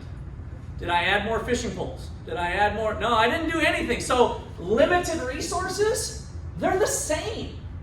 But by reorganizing according to their comparative advantage, we're able to move from XA to XC. That's pretty exciting that we can have more value, more stuff by engaging in trade. What's the implications of this ultimately? We should be freely trading with Africa. We should be freely trading with Spain. We should be freely trading with Argentina. We should be freely trading with China. No tariffs, no barriers, just if you want to buy something from another country, just buy it. You should have the freedom to buy it, right? No restrictions on buying stuff from other people. That'll allow us to operate here rather than here. And that's where the world's kind of gone since the 1940s, roughly. Coming out of the Great Depression, there was policy efforts to reduce trade barriers and to open the global economy. How is international trade done? International aid done with reducing poverty? Terrible! We suck at giving money and giving things to developing countries to help them out. The thing that has reduced poverty by 30% has been the market system. Allowing them to participate in global markets has reduced poverty by 30% over the last 30 years. And that's kind of roughly, I don't have those numbers right off the top of my head. But there's been dramatic increases. And the evidence of failure after failure of some sort of international aid program that goes something like this. We have some big aid organization with, by the way, well-intended, kind-hearted people, perhaps. But then money is given from government A to government B, and then that goes to the corrupt government. The corrupt government ends up buying a new mansion and 4 yachts, and the road doesn't get done. The road was supposed to get done, but his golfing buddy was busy on his yacht the day before, and so that didn't get done in the developing country, right? So time and time again, that has not worked by trying to kind of centrally plan or just give away funds for international aid. Okay, questions or comments there? All right, so what's this market system all about? So now we've got Tom sitting over here with 16 coconuts, Jen sitting over here with 20 fish, and Tom throws out the offer. Hey, how about 2? How about 2 fish for a coconut? Is that a good deal for Tom? 2 fish for a coconut. Let's look at, Tom's the one who's throwing out the offer. 2 fish for a coconut. Is 2 fish for a coconut a good deal for Tom? He gives up one of his 16 coconuts and he gets 2 fish. Is that a good deal for him? Yeah. What could he do if he did it himself? If he had to do it himself, what would it cost him? 1. He'd get 1 fish for 1 coconut. Now he's getting 2. So obviously, Tom's got the sunglasses on. If he's gaining, who's getting screwed? Jen, of course, right?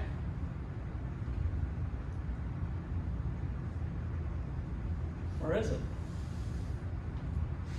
How does the 2 for 1 deal work for Jen? She's sitting over here with 20 fish. If she wanted a coconut, how much would it cost her? She actually gains the fish because she 3, right? So she'd have to give up 3 fish if she did it herself. So is 2 fish for 1 coconut a deal for Jen? Yes. That gives me goosebumps. You're telling me that both people win when they participate in a market system? That it's not a win-lose? That when you go to Walmart and spend $25 on something, Walmart doesn't win and you lose? Didn't you lose when you had to pull your money out of your wallet? What happened? I mean, we all know the big corporate giant Walmart. They made money, so you lost money, right? A 10 out of your pocket went to Walmart to buy something. They win, you lose by buying the mug for $10. Right? So obviously this is just some theoretical economic BS. Or what's the deal with my Walmart exchange? Jonathan? I couldn't make a mug for $10. You couldn't make a mug for $10, that's true. But there's more to it than that. How much is this mug worth to me if I paid $10 to Walmart for it? $10? No. More than $10. Potentially more than $10. It might have been worth $10, but is it more likely that it's worth more than $10 to me? Would I have paid 12? Would I have paid 15? I don't know. Everybody's different. Would Luke value the mug different than I do? Yeah, right? So the only thing the market transaction did is it provided one piece of data that says for sure Russ values that thing at least $10. And likely Russ profited. We're back to the island. If I was willing to pay $15 for the mug and I only paid 10, did I get a deal? Of course. It's like I made $5 off of Walmart. They thought, and is it possible that Walmart only made $2, by the way? Yeah, it might be that they had, that they had $8 in cost of this, right? So they only made $2 and I made $5. I took Walmart to the cleaners, right? The point is we don't know all that, but we do know this happens every single freaking day, almost every second in the United States of America and the rest of the world. Even the most communist countries would have this happening, by the way, right? Because there's still purchases being made. And as long as I didn't have a gun to my head when I purchased the water bottle, as long as it was voluntary, then we can sit back and say, you know what? Capitalism and the market system is freaking great. Where else can we get win-win situations day after day, second after second? Where else can you get that, right? So there's all these win-win situations through the market exchange of people voluntarily making these things happen. If you take away the voluntary part, then we start to run into problems. What sort of things are involuntary in the market system, I guess we could say? Taxes, right? So the government set the rate for the taxes or the income tax or whatever it was. All of those policies are by force. Will you go to jail in the United States if you don't pay your taxes? Yes. Will you get shot? Probably not in the United States, but there's force, right? So it's not voluntary. So when we think about the government the reason I bring that up here is that when we think about government provided things, it's done through involuntary means, right? It's done through force, it's done through coercion. Some people might buy into it and say, I think it's good that we have education, that the government's doing this or that, but not everybody. That's what makes the market system special, is that it's all very decentralized. Each person, each individual, if we value the individual, is making those decisions of what's best for themselves, and so they don't have to buy the mug if they don't want to. They do have to buy the current education system in Ottawa that I pay for. My property taxes go partly towards that, or towards the police and fire department and all those sorts of things. I'm paying for it whether I wanted to or not, right? That's all done through coercion and force, through taxes and spending that's out of our control. All right, so that's a good spot for our break. So let's go ahead and take 15 here. It's about 7:30, and then we'll pick up from there. So you guys are free to mute your videos as you go on break. We'll plan on quarter to the hour, 15 minutes.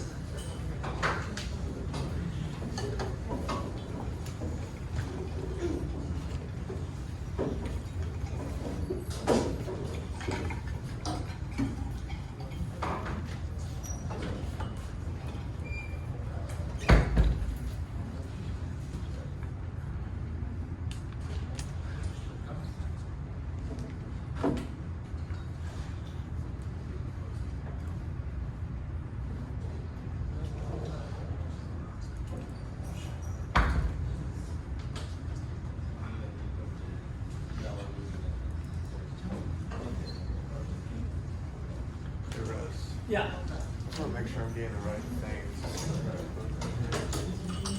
I don't want to do the limit. I just want to do the. Yeah, as long as you got enough, at least the length of the term. So yeah, I think you're fine. One term, mind tap, economics. The other thing, sometimes I don't think Cengage does this, but you want to make sure it has the book with it, which it looks like it does. You know what I mean? Like, I was doing the. I don't even know if they do that anymore, but one time they used to have like with or without the e-text or something, and you're gonna want the e-text. I think it's all embodied with it. So. What's this instant access about? You know, and if for some reason it isn't, I know you can call Cengage and buy the right thing. Okay. You might have to pay a little bit more if it's the wrong, but I think that's probably right. So 104, that's not too bad. Okay. The prices change all the time, so I lose track of how much it is. Yeah.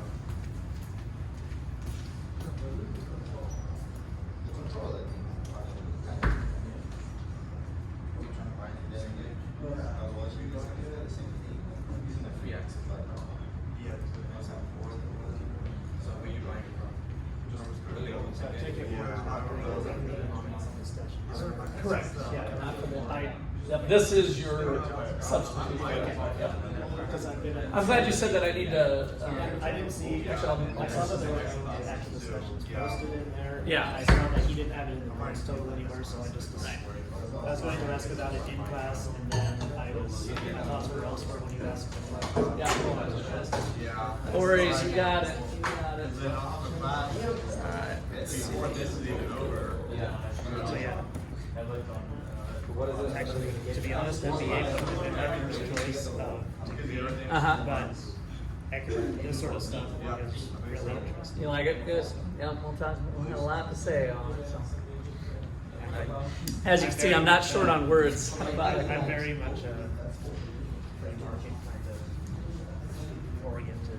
Probably most people in an MBA would be. Yeah, quite a few, but you'd be surprised. It's kind of a mixed bag, and sometimes people are, how should I say, challenged if you're not really properly trained. Even I do still, like certain policies get brought up and like, well, that sounds good. It kind of has a ring to it, but you're trained as an economist to kind of look for unintended consequences and stuff like that. No, I listen to some podcasts, and I listen to David Monson has a podcast.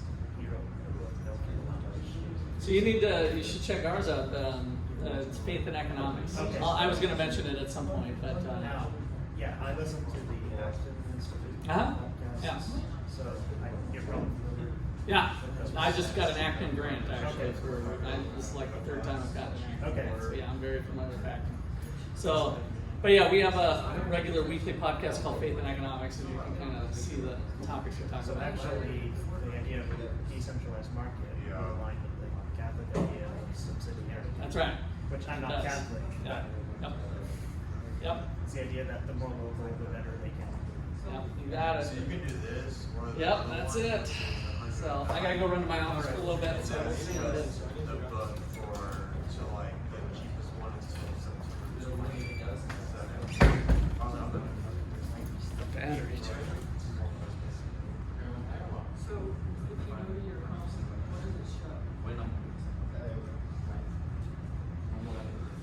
Looking.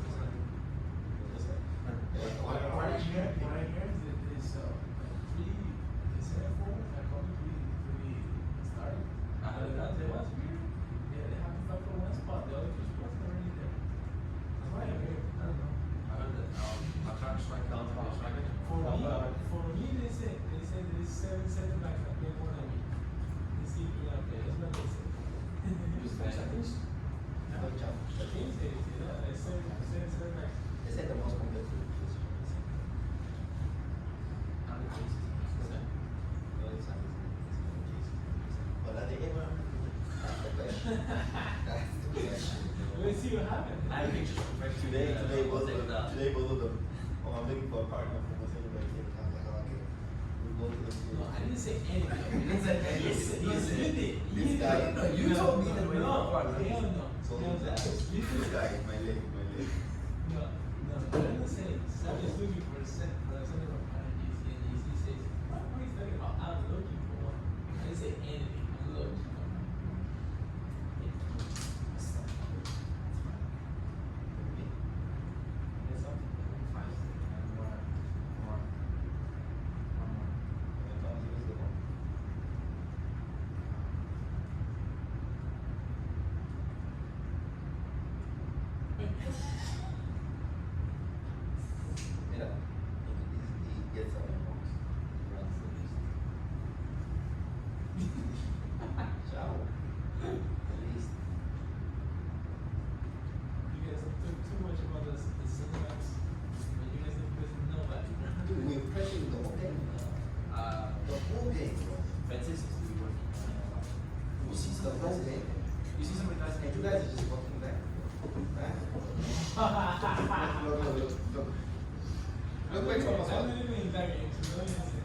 Look like almost all the detail. Look at his this is just and then look at that attack. Look at his minds. Now we're attacking all of them. We're attacking. Look at that. Why you want to go? You don't have people? Because it's just funny. That's great. You know, like you spend a lot of time with them because of that. I want them to get away. That's like how we don't talk about it. Because there's a wing trade such a big And you get so much fucking abuse. I don't want to go back to your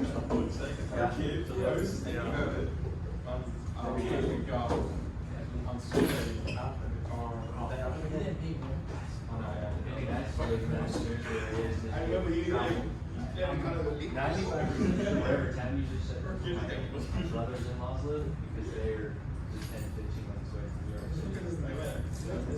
No, it was like at first, you know, the level wasn't tennis level wasn't so high, but still, you know, because I think like our school, like level wise was kind of the lower part, like D1, you know, so our conference wasn't that strong, but even though like we were able to win conference on last year, you know, so the goal basically so we achieved that, and the location, I realized the location was fucking everything there. Yeah.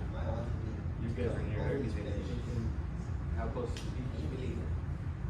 I mean, the beach was like, it's like 2 hours, like hour and a half. Yeah. You know, hour and a half here. Yes.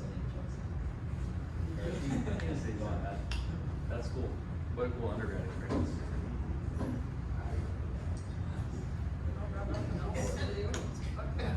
Like I stayed a little bit in New York, and it's like a whole life, you know, everything's around here.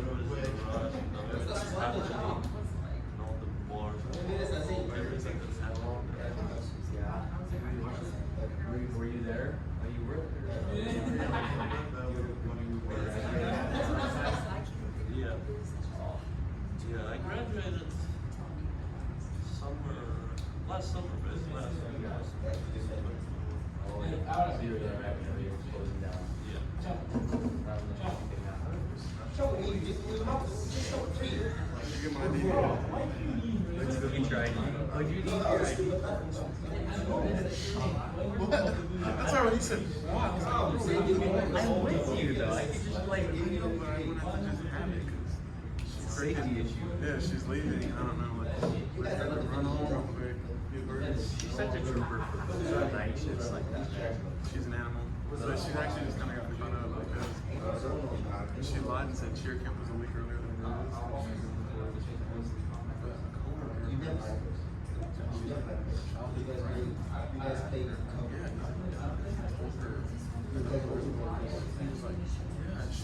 Island Friday.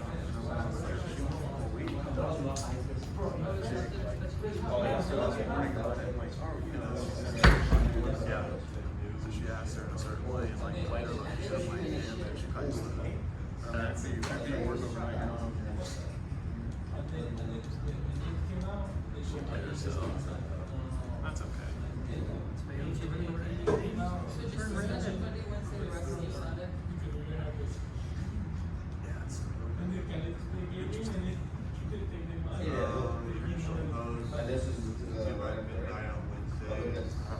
Probably so you don't have to send 2 videos, just one.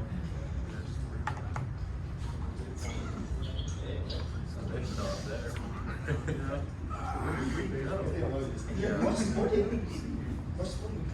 Excuse me?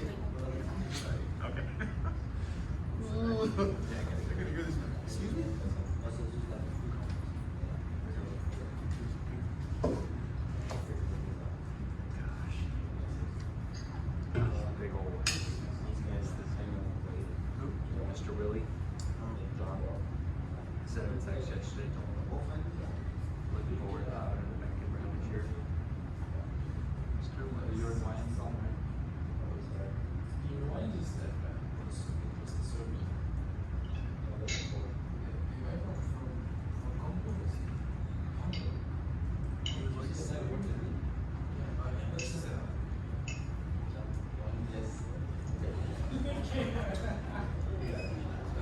It's nonsense. Yeah, it really is the whole thing.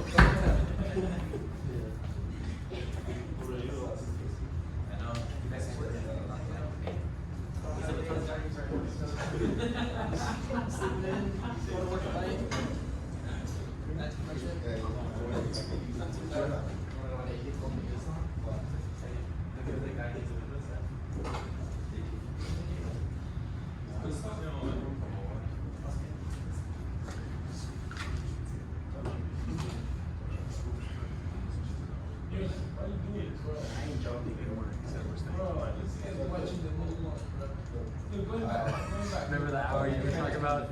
Yeah, I don't know what I was thinking. You guys going to take a nap before here? Just take a nap? No? I think I misread. You're dreaming? I like daydreaming.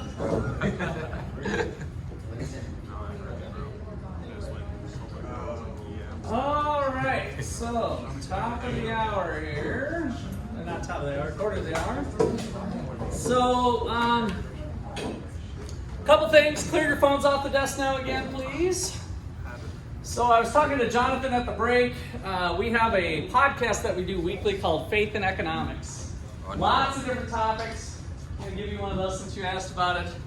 And yes, you want one? Okay. I got plenty more stickers. Luke has control of the stickers too, and actually we just ordered a bunch more. So anybody else who's interested, but we talk about these sorts of things all the time. We have a lot of fun. We have our other colleague is Professor Justin Clark is our philosophy guy. So we have a philosopher, 2 economists, and then Luke and our other graduate assistant. We've been doing it for now. I think this will be our 3rd year this October. What episode are we on? 191. 191. So we've done 191 episodes. It comes out weekly on Mondays. And again, we talk about sometimes philosophy, sometimes economics, current events, or economic principles. You can kind of tell by the title if you scroll through on which ones you might like. So I thought I'd mention that. And this thing has a QR code that'll bring. It's on all the major podcast apps. This is kind of near and dear to my heart. This is Wayne Angel was a student here at Ottawa. And so I told you I hold the Wayne Angel Chair of Economics because after he was done with OU, he went to serve on the Federal Reserve Board of Governors. which might not mean a lot to you, but there's about 7 human beings that control the supply of money in the United States. They're the ones who haven't been doing a very good job lately. That's why we have 8% inflation, but that's a side point. He was known as the inflation hawk. He was appointed by then President Ronald Reagan back in the 80s, and he's the one that helped deflate and stabilize inflation. And we had this long run up until present day, at least in part due to some of what Wayne Angel did. And so I had the honor of going to his personal library when he was moving from Washington, D.C., and this is his original Wealth of Nations book that he used at Ottawa University. So this was one of his textbooks that he used here in Ottawa.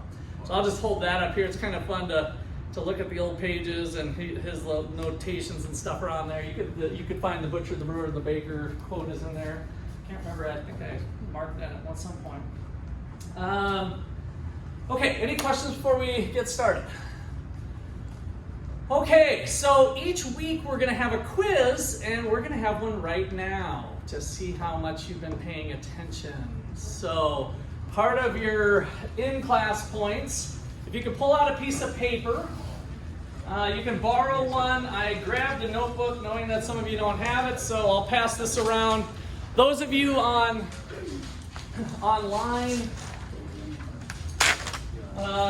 you can just email your answer.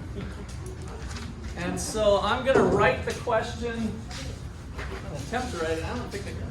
Let me just see how good the pen turned. Well, maybe I'll try. Let's see. I'm going to attempt to do it on here. Okay. So if Russ can catch 6 fish per hour. By the way, this is totally made up because I can catch a lot more than that. But if Russ can catch 6 fish per hour, or install 3 window blinds,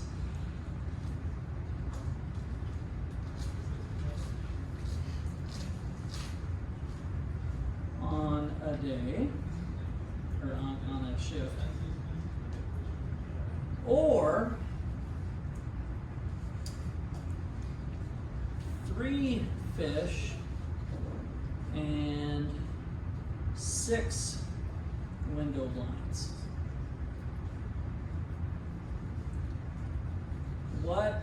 This is the eternal question for my wife. What is the opportunity cost of a fish?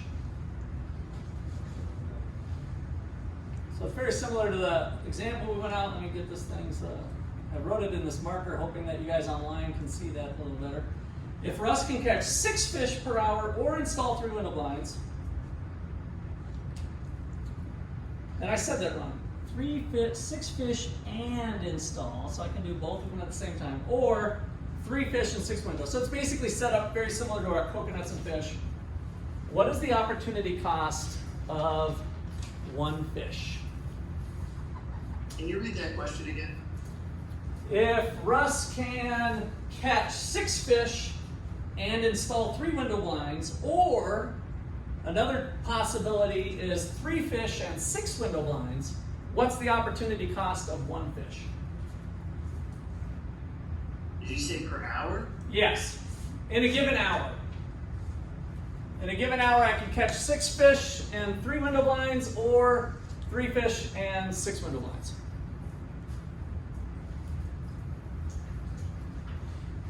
So that's my choices.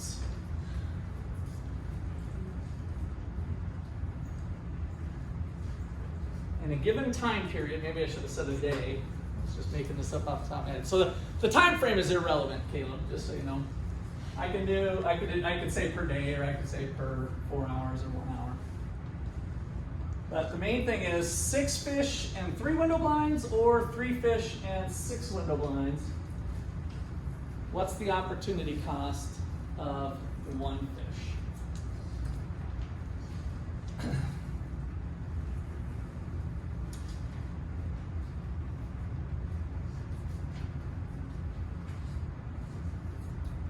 So we'll give you another minute here to come up with an answer.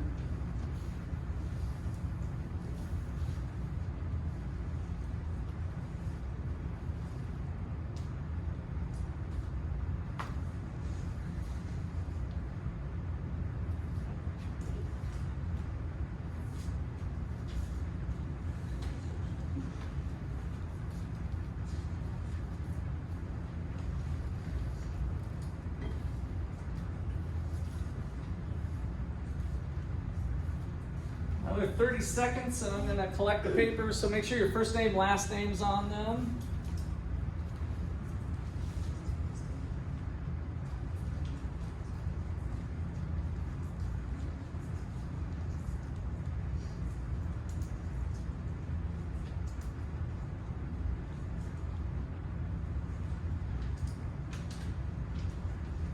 All right, take your best guess. Time's up. Pass them in. I need all the papers in the next 10 seconds. 10, 9, 8, 7, 6. Those of you online, I need a timestamp on your email in the next 10 seconds. 4, 3, 2,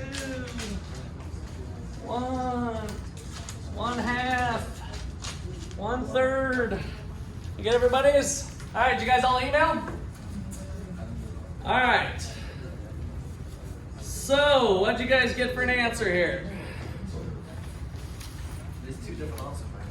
2 different answers. I don't know. Is there?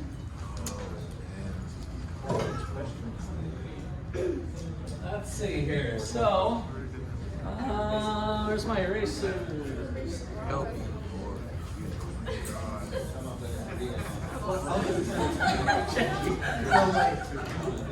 All right, so one option, so kind of one possibility, let's call it option A, is 6 fish and 3 window blinds.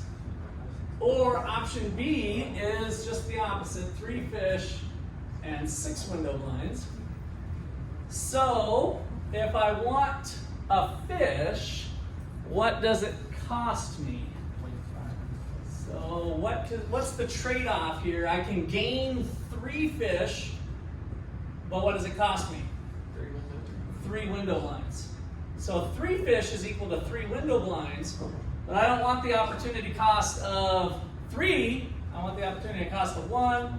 Divide by 3, divide by 3, 1 to 1. 1 fish is 1 window blind. I said even. Does that count? You said what? I said even. Even? I'll look them over. We'll see. So that's kind of. So you're going to have a lot more questions next week. By the way, this is kind of the easy. Let's get started. Get your juices flowing. I want you guys to stay engaged with trade-offs. So that is the trade-offs there with that. 1 for 1. I actually meant to make it a little harder, and I'm like, well, that was dumb. I did 3 and 3, and then it came out to 1 and 1, but whatever. Such is life on the fly. Okay, so we talked about both these 2 winning, and so to wrap this up real quick, I want to make sure it's firm in your head the benefits from trade. And so this highlights it here. Tom had production possibilities of this orange curve, and now with trade with Jen, even Tom, remember Tom was the hot shot, right? That had an absolute advantage, good at singing, dancing, athletics, school. But now, if Tom trades with Jen, he gives up 1 and he gets 1, 2, boom.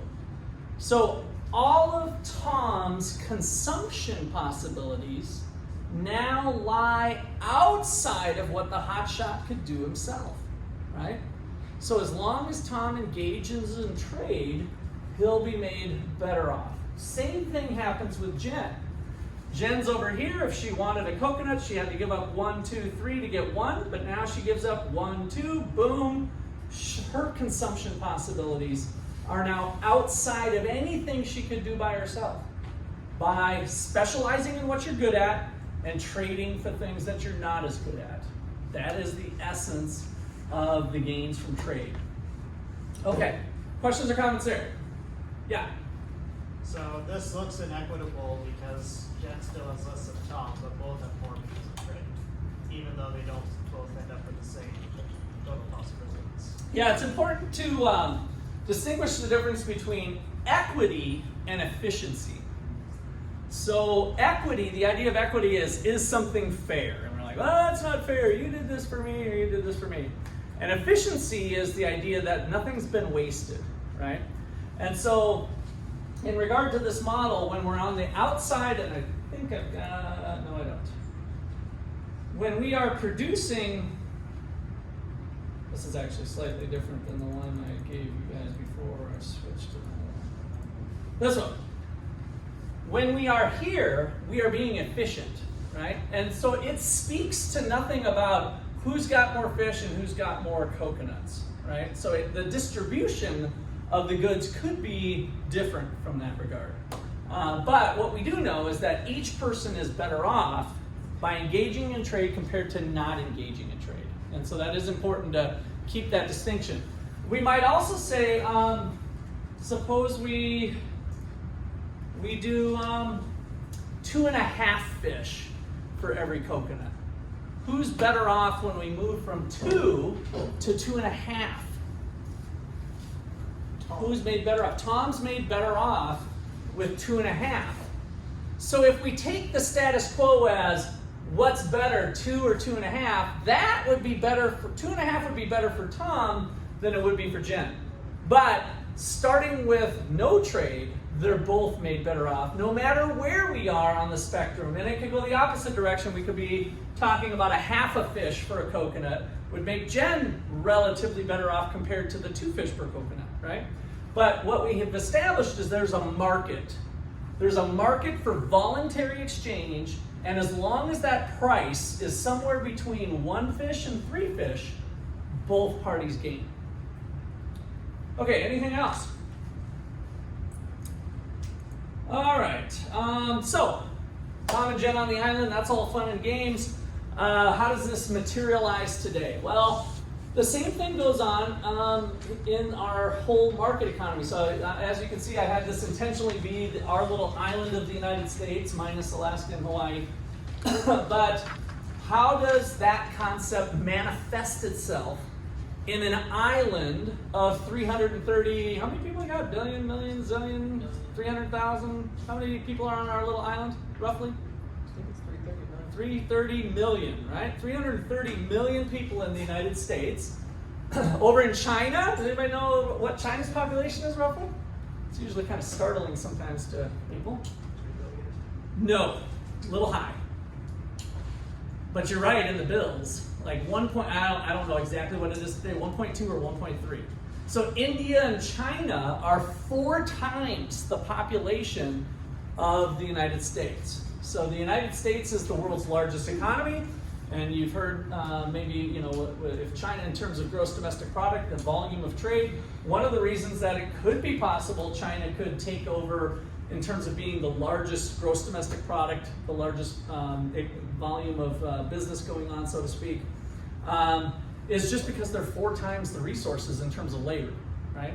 But at this point, that hasn't happened. So we talk about the miracle of the 1776 Declaration of Independence. We set up a constitution. We allow individual liberty, life, liberty, pursuit of happiness, right? So definitely a more individualistic type approach. People govern themselves. We keep government small and we let people do their thing. They can do coconuts. They can do fish. They can do what's best for their self-interest, right? That was the whole notion of the United States when it got put together in terms of the Constitution. So today then, economics, I like to remind people, is about this side of the equation, not this one so much. People focus in on business. Oh, it's the economics and it's production, it's making stuff or whatever. But really, economics is related about the study of trying to satisfy unlimited wants with limited resources. And a market-based system is one way to figure out how to allocate those resources. If we go to a government like China, then they have a little more control on how the resources are used, right? So the resource ownership can look different. There's other countries around the world that might own the airlines. I just went to Zimbabwe with our president, Regis, and we were talking about Zimbabwe Airlines or India Airlines. So a lot of the countries would control oil or control the airlines or control these resources. So when we think about how the United States was set up, we can think of kind of a spectrum of government. And this is helpful. This is, by the way, kind of chapter 2 material is what I've been going over. Chapter 2 focuses in on wealth creation. And part of that is the market system and allowing people to do what they're best at in their comparative advantage. So one way to kind of help you formalize in your mind, I call this the spectrum of government. At one end of the spectrum is no government. What do we call that? Anarchy. So there are no formalized governments. Now that might sound crazy and chaotic, but there was an interesting article that was done by Dr. Peter Leeson from George Mason, and he made a pretty compelling argument that anarchy was better than having a government in certain places, like the Congo, where if the government's super corrupt and they're really just garnering all the resources for themselves, having no government turned out to have on like 18 different variables, like access to drinking water, life expectancy, infant mortality rates, and all these kind of things. No government was actually better for a period of time in the Congo than having a formalized government. So that was kind of an interesting thing that came up. But most places, we're going to find a role for government to provide institutions of property rights, police and court systems, so individuals are free to do whatever the heck they want as long as they don't hurt somebody else when they do it, right? That's the idea of individual economic freedom. And so we need a government to do that. And so on this end of the spectrum, we have more of the limited government. So kind of more individual freedoms. So property rights, so we have individual owners, individual people have the right to own property. So individual property rights are kind of key, and then the government is in protecting those property rights is the government roles. At the other end of the spectrum, we can have the dictator. And so, one person basically. So we've got Cuba and we've got North Korea. None of those are perfect dictatorships, right? So I want you to think about these as being kind of theoretical bookends, right? Where you've got all the power in one person. One person makes absolutely all the decisions.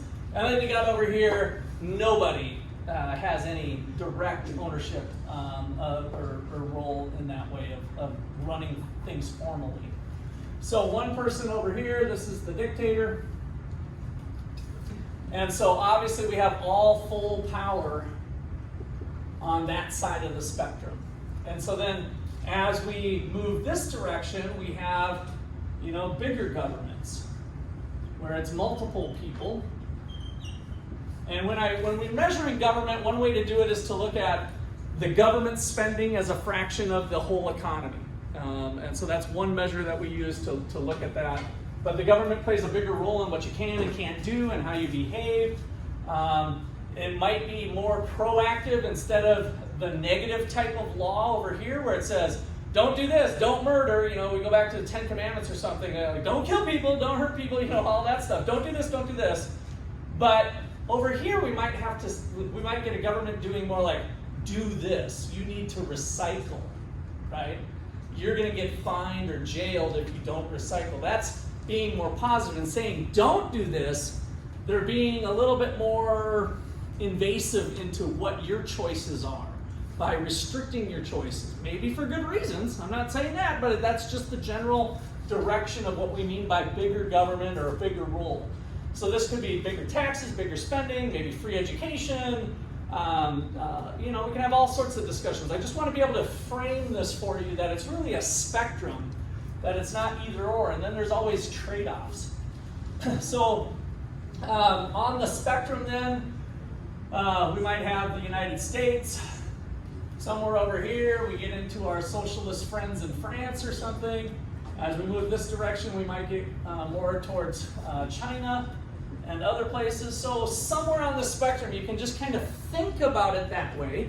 There still might be individual freedoms, quite a bit of them in China in certain areas, but not in all areas or in other areas when we look at it relative to the setup in the United States. Another good example of this, I think, is in places like Sweden, where people in the United States say, we got to be like Sweden, we could be socialist, and that Sweden works great. Well, Sweden comes out and they'll tell you, we have more freedoms for individuals in Sweden than you do in the United States on these types of areas, right? And so it's actually a very complex question. We'll get into some of this when we discuss economic freedom, some of the complexities. I don't want to bog us down with that right now, but I think it's helpful to think about this picture here. And so when we think about your paychecks and the size of government, in the United States, let's say you get a $1,000 paycheck and it's a 20% tax, that gives you $800 to spend on whatever you want to spend it on, right? So in terms of individual liberty and freedoms, that's what it looks like over here in the limited government. In the bigger government side, maybe we're over in Sweden or someplace else, you earn $1,000 and the government's taking half. And so you have $500. What does this mean? In this country, the government's choosing how to spend this money. You made the $1,000. Somebody in Washington is, and I'm using that loosely, right? So in some sort of central place, they're choosing how to spend your money that you made, and you get to choose this much. In this country, with the limited government, the government's choosing what to do with 200, and you have 800. So in a country that believes in more individual liberty and prosperity will come from that, that's kind of the direction government heads. And so over time, does anybody know what the individual income tax was in the United States roughly 100 years ago? What percent? About 3%. So has the United States changed over time? Heck yeah, right? If you look at a graph, it's a hockey stick. So basically from the Great Depression on, the government has gone from $30 to $200 to $300, and of course there's people on one side of the fence that say, we need more, we should tax more and do more good things for society with that money. And no, somebody else is saying, no, we should do less. It'd be better to leave the money in private sector hands where the knowledge of society is actually distributed in everybody's skull, and a central planner can't make those choices as good as the individual can make those choices, right? Maybe you guys have seen that when you went through your K through 12 education, your elementary years. Could it have been better if it wasn't a one-size-fits-all for English class? Did we all need to read the same book? Right? Did we all have to learn the same way? Do some people learn better online versus other modalities of reading books? Right? People are different.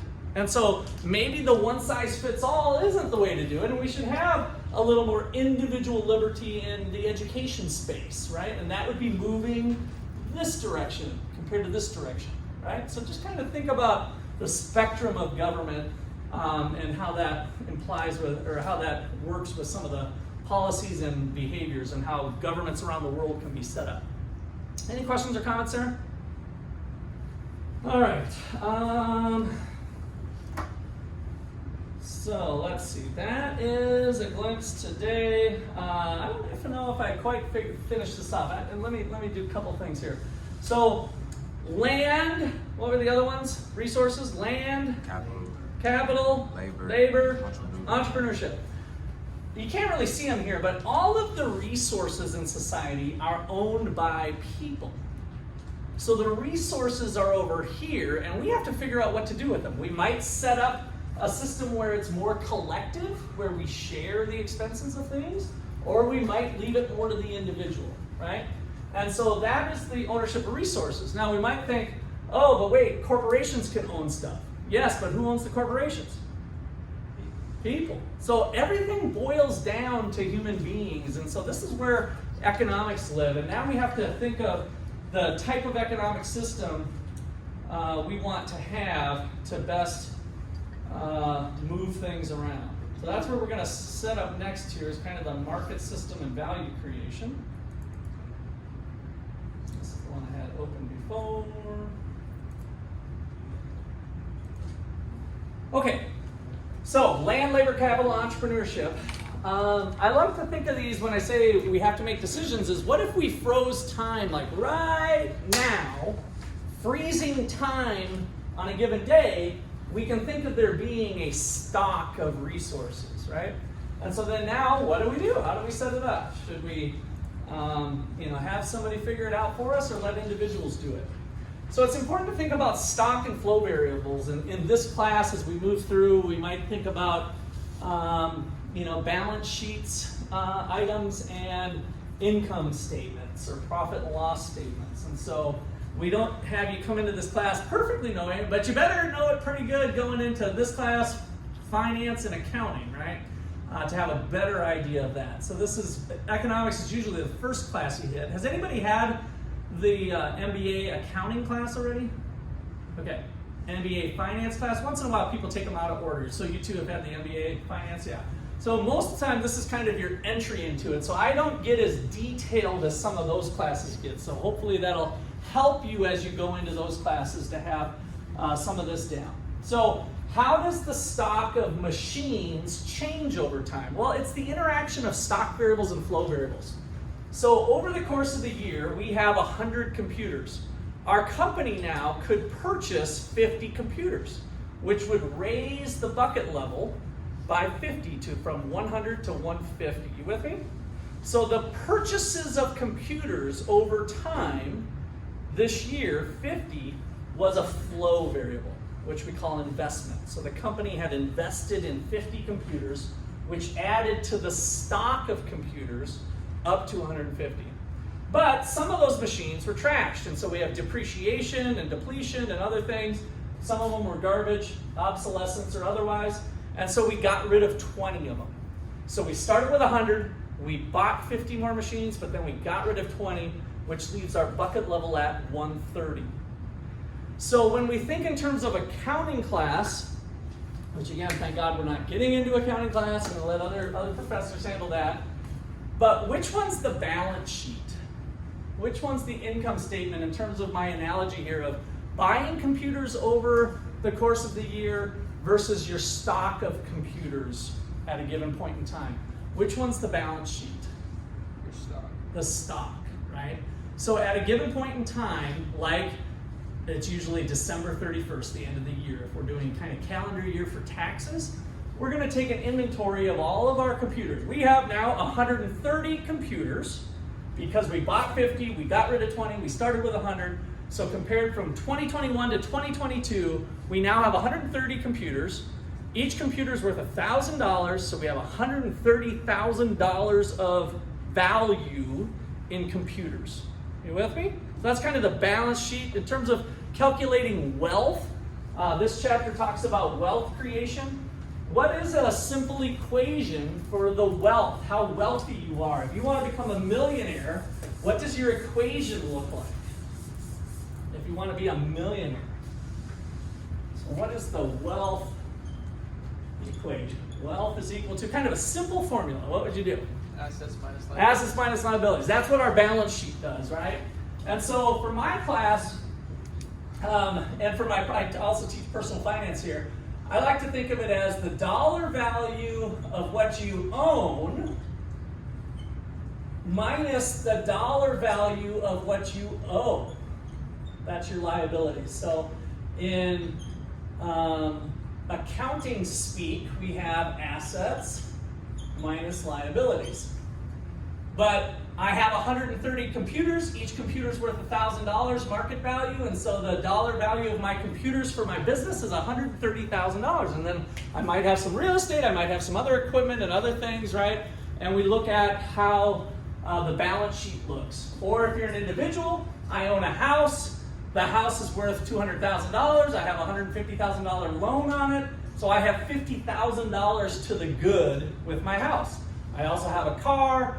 I own it for $20,000 and I don't have any loan against it. So now I've got $20,000 worth of the car plus the house, plus I've got stocks and bonds and mutual funds now worth $1.4 million.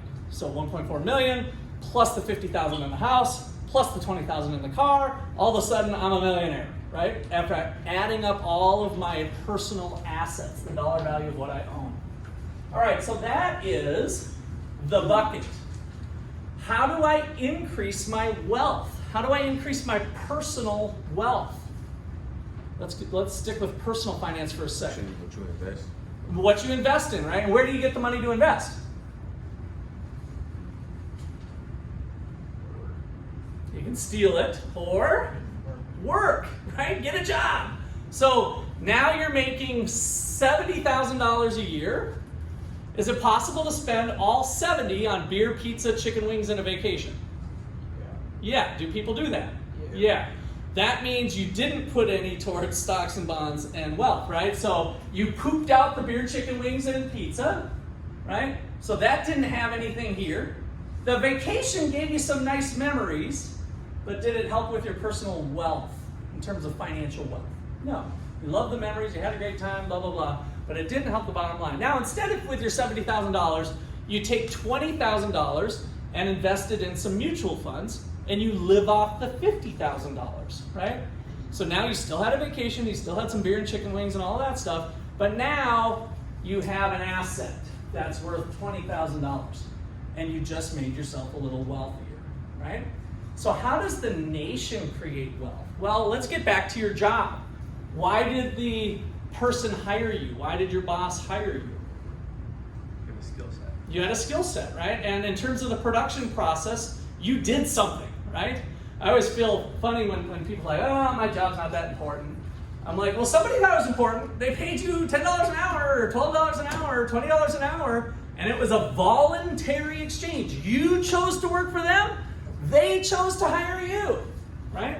Now, maybe they didn't know who they were getting into when they hired you. That's a different story, right? And then you get fired or things change. But that was a market transaction. That was Tom and Jen on the island, right? That was a voluntary exchange in the resource market. You created value. You helped transform through your labor something into a product that was then on the shelves at Walmart at a cost of $8. Walmart then sold it for $10 to Russ, who would have paid $15 for it. That's the economy. That's wealth creation through voluntary exchange. You're making money at your job. You take some of that money and build your own personal wealth. The company takes what you did and makes products. They sell it to another company that then sells it to another person. And there's wealth creation going on at all levels. And so the way your textbook, to kind of tie this back into the text in chapter 2, is they talk about wealth creation of moving assets into higher valued uses, right? You chose to work for your company. You could have worked somewhere else, but you chose this company for some reason, right? And hopefully it was because you got better pay or better benefits or a myriad of things, or you got personal benefit. But that in and of itself was moving an asset, your 8 hours of time, right, or whatever you're willing to work, you moved to that job. So we moved you from gaming on the couch or Netflix binging, and now we have you working. We're moving an asset from one activity to another activity. So wealth creation is really the movement of assets to higher valued uses. Okay, so questions or comments on that? All right, so this is the variable investment, depreciation. Those are kind of income statement type stuff. And then we have the balance sheet. Well, this is true for all of these things. So how do we get more land? Well, land is fixed for us. You can't get more land. Oh yeah, tell that to Dubai. What do? Those of you familiar with Dubai? Yeah, they built their own islands, right? They take land and move it to another place, and all of a sudden they create more surface area than they had before. So, how do we find more copper? Well, we look for it. So remember, land is all natural resources. So that can, through the activity of mining or exploration, We're spending money on exploration. That goes on our income statement, right? We had an expense. We had to hire some people for exploration. We had to buy some machines, some gizmos that go beep, beep, beep, beep, beep, beep, beep, beep. Oh, there's more over here, right? So we spent money for exploration. So we had exploration expenses. And what did that do? It raised the bucket level of land. And so that's the same thing going on. Some might have been lost through natural disaster or otherwise. Labor, we can think of the birth rate and the death rate. More people come into the bucket. Population, if we're thinking of population maybe rather than labor, we have the birth rate and the death rate. Those two things offset each other. The population grows if the birth rate's greater than the death rate, or vice versa. Right? So the relationship between stock variables and flow variables, kind of think about that as we move into different areas. So let me, since I did this statement, I thought for your notes here, so we did it already, but profit equals total revenue minus total cost. This is a flow variable, right? This is the income statement. We sold some lemonade, we had a cost, and we made some money in a given year, over a given time period. And then what we choose to do with that money is a different story. We could distribute it to the shareholders, we could reinvest it in other things for our company, but this created the potential for wealth creation in one way, shape, or another. So the wealth formula is the stock variable.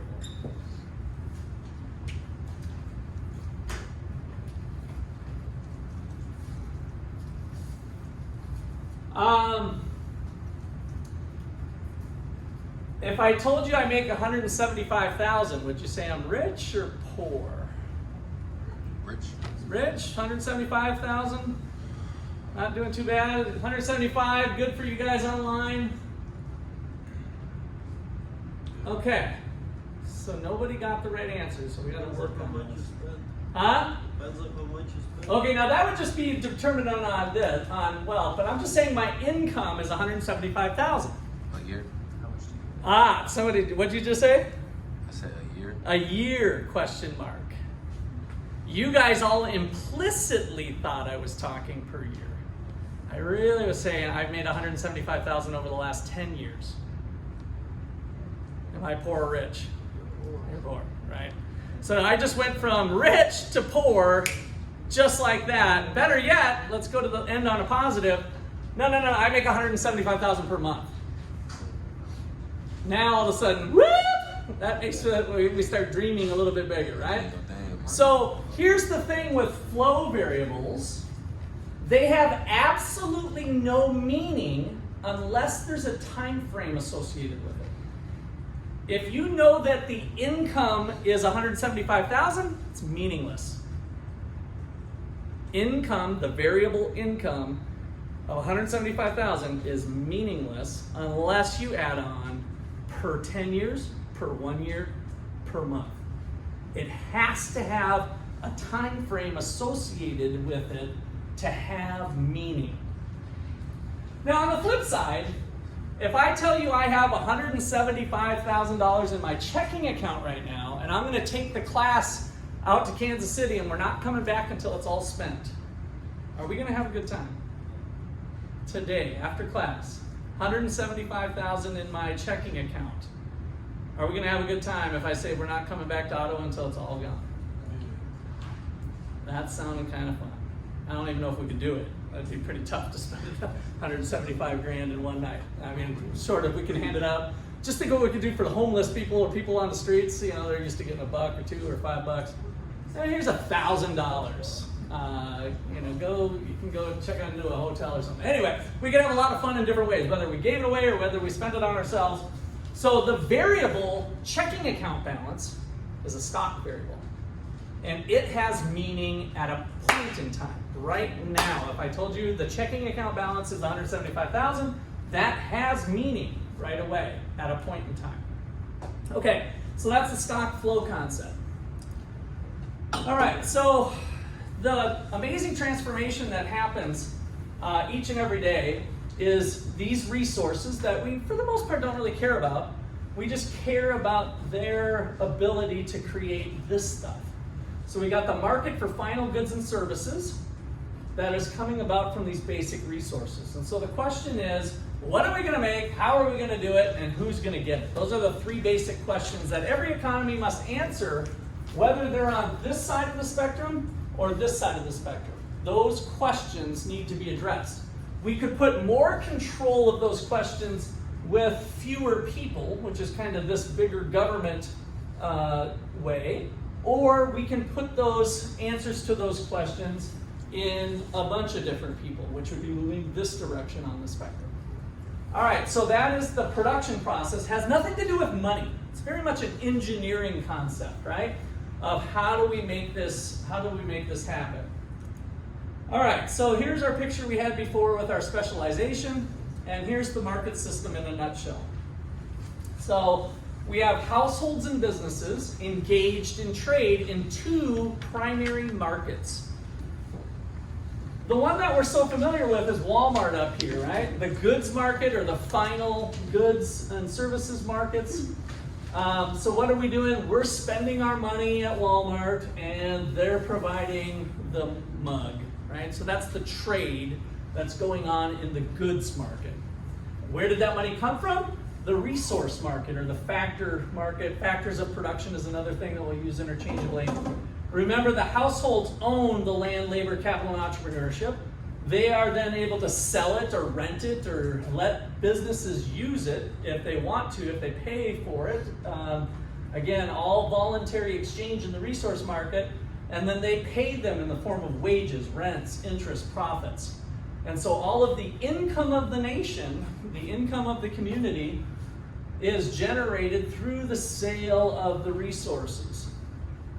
And so that's one way to kind of categorize the market system. If we think about the free market, not government intervention at this point, we're going to enter the government here in a second, that's just voluntary exchange. This is Tom and Jen on the island, right? They're just engaging in trade, and we can think of those two primary markets.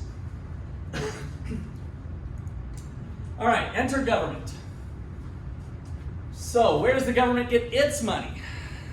It's got to come from somewhere, and so it's got to come from people. And so I've got the government funding itself from the two markets. So you guys are familiar with income tax. Most of you are probably lower income makers at this point, not all of you, especially online. You guys might be in your profession, but on April 15th, we have to settle up with the government, right? And we got income tax that's not coming to us. So what we really get to spend on is our net income, income after taxes. This is the $800 that we get to choose how to spend our money. Or if we're in France or some other country, we only get to choose $500. So there's money that's coming to some people over here in the government, and then they're choosing how to spend that money, which we'll get to in a sec. The other spot that we can get, you guys are familiar with the cash register here in the United States, that we go to Walmart, we buy $100 worth of stuff, and what does the cash register say we owe? 110, 109, it depends on where you're at, but you have some sort of sales tax. So that's this one. So the business doesn't get all $110. They end up getting 100, and the government gets $10 of it. So the government is being funded from the market system by force. In other words, you're not voluntarily doing this part, right? Like we talked about before. All right, so then what is the government spending our money on? Well, we're all familiar with weapons of mass destruction. And so G1 here is the government going to Guns R Us, a good American company over here, and they're buying that stuff and selling it to the government. So the government engages in the market system similar to the way we engage in the market system. Does that make sense? I mean, we don't always think of it that way, but they go to the private sector and purchase things too. The government can also make those things themselves. So a lot of times in a system that's more on this side of the spectrum, the government might be more involved with production of goods and services. And usually that's not quite as successful as other means, and so a lot of governments will try to just do contracts. And so we have government contracts with like Boeing to make our fighter planes, and that were, or some of the stuff that we're assisting the Ukraine in defending against Russia. All right, so that's one way that we spend the money is through there. Another way is spending money on resources, right? So somebody needs to clean Biden's toilet at the White House. So that is somebody's labor that's working now for the government rather than for a business, right? So the government is taking some of those or buying some of those resources in the resource market. So we have some of those resources going up towards the government for those activities. So we got buying from the goods market, buying from the resource market, and then this one, G3, is kind of a special one, which I call Robin Hood spending. What was the story of Robin Hood? Take from the rich, give to the poor. So these are what economists call transfer payments. They come in all kinds of forms, though. It's not just take from the rich, give to the poor. Take from the young, give to the old. What do we call that one in the United States? Social Security, right? Take from the young, give to the old. That's always been a transfer payment from day one. There's not some big investment mutual fund that's holding all of your stuff there for Social Security. Your Social Security benefits are dependent upon the young when you are 65. Now, how's that going for you? Don't bank on it, right? That's what we have. We got. That's a time bomb that's looking to blow up. The last time I checked was like in 2038. How many of you plan to be 65 in 2038? 2038, it's 2022, 16 years. Not looking good for you guys. So anyway, that gets back to getting your own mutual funds, doing your own investments, taking care of yourself. If you get a little gravy on top that's called Social Security, then great. But you might not want to bank on that one. Okay, take from the healthy, give to the sick. Medicare, Medicaid, right? So we have our health insurance and other things is kind of that type of transfer program. Some of those are private sector insurances, which is different. I'm specifically talking about government-run programs, which would be the Medicare, Medicaid. Take from the employed, give to the unemployed. Unemployment insurance, right? So you guys, if you look at your paychecks, these are all things that are being zapped out of your paycheck. Those are all transfer payments. So all of that is part of what government does. They're taking income tax in, but then some of it they're just giving out through programs or something, right?